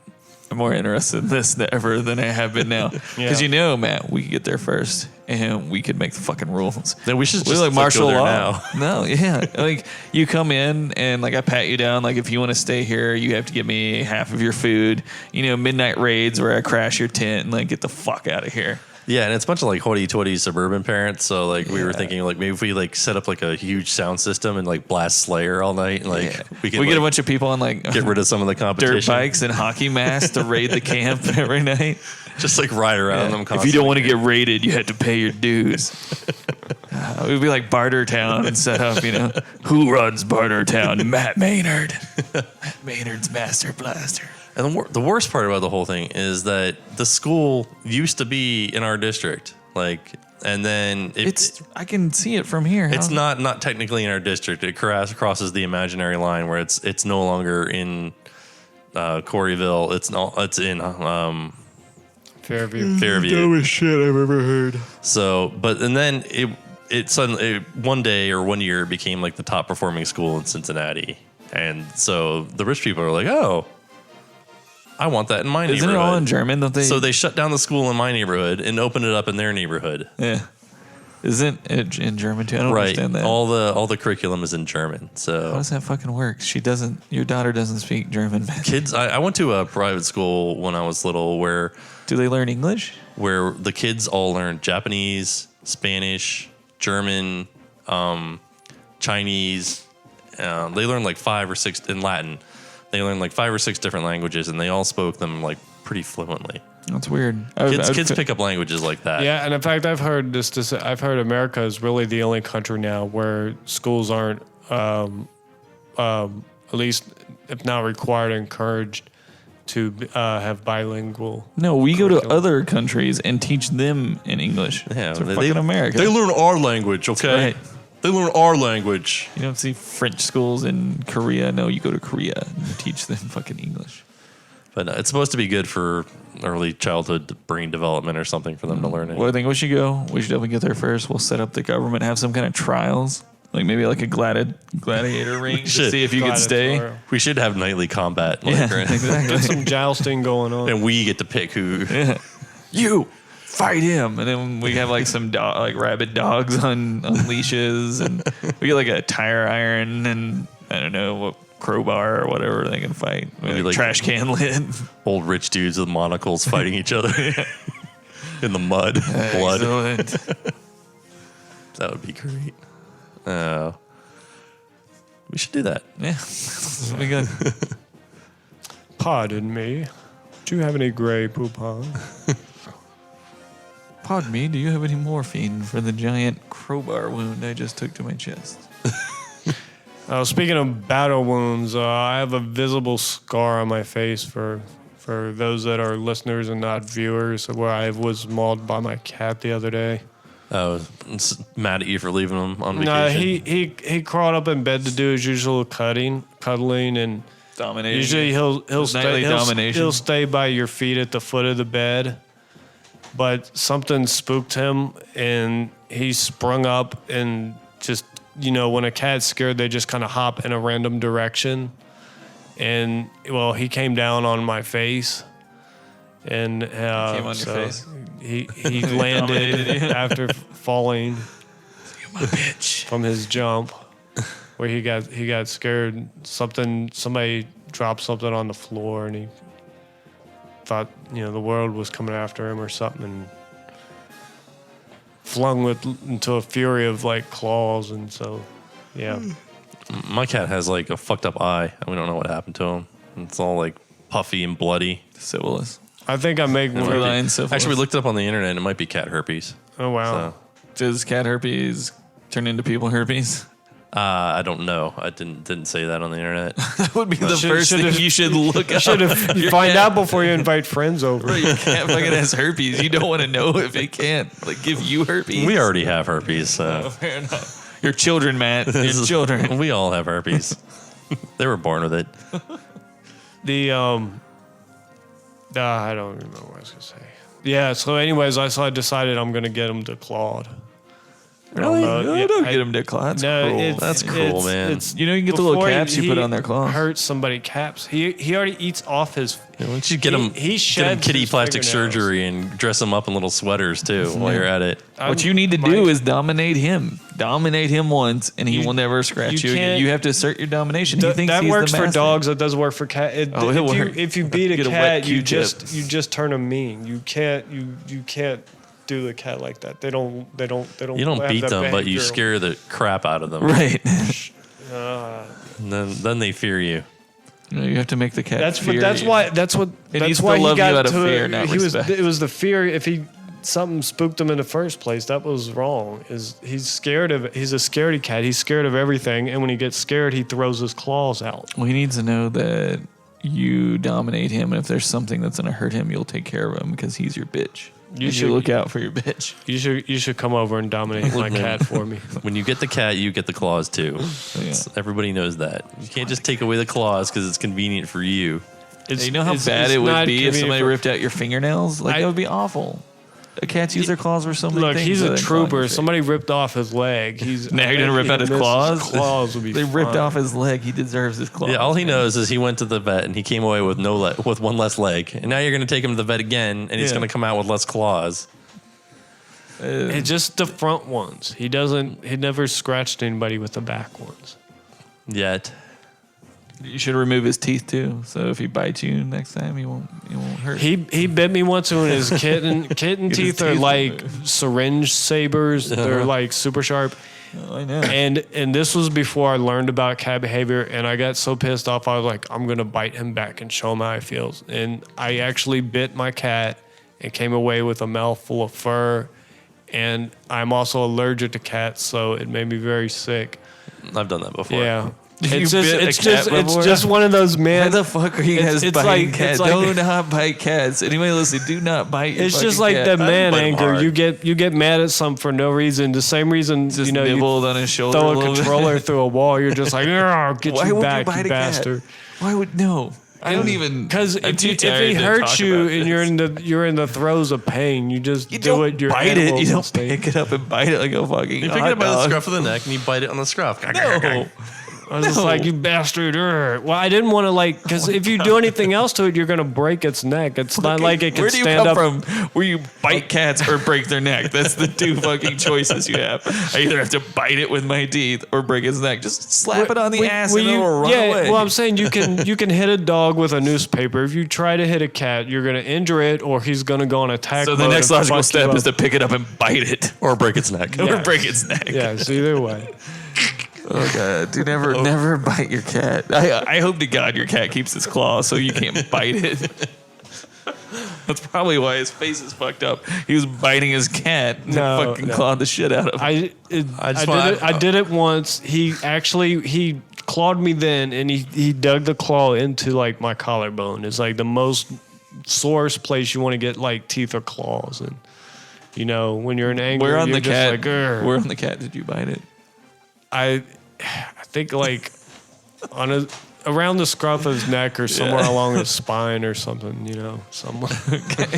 The first place like my mouth was able to grab after like chasing him around my apartment for a couple minutes, which is more than enough time to let your anger die down. But I was You're like, determined I still at have that to bite point. the cat. Yeah, I've chased him for so long. I might as well put the cat in my mouth Yeah, and I mean, bite it because you know- that'll make our relationship better.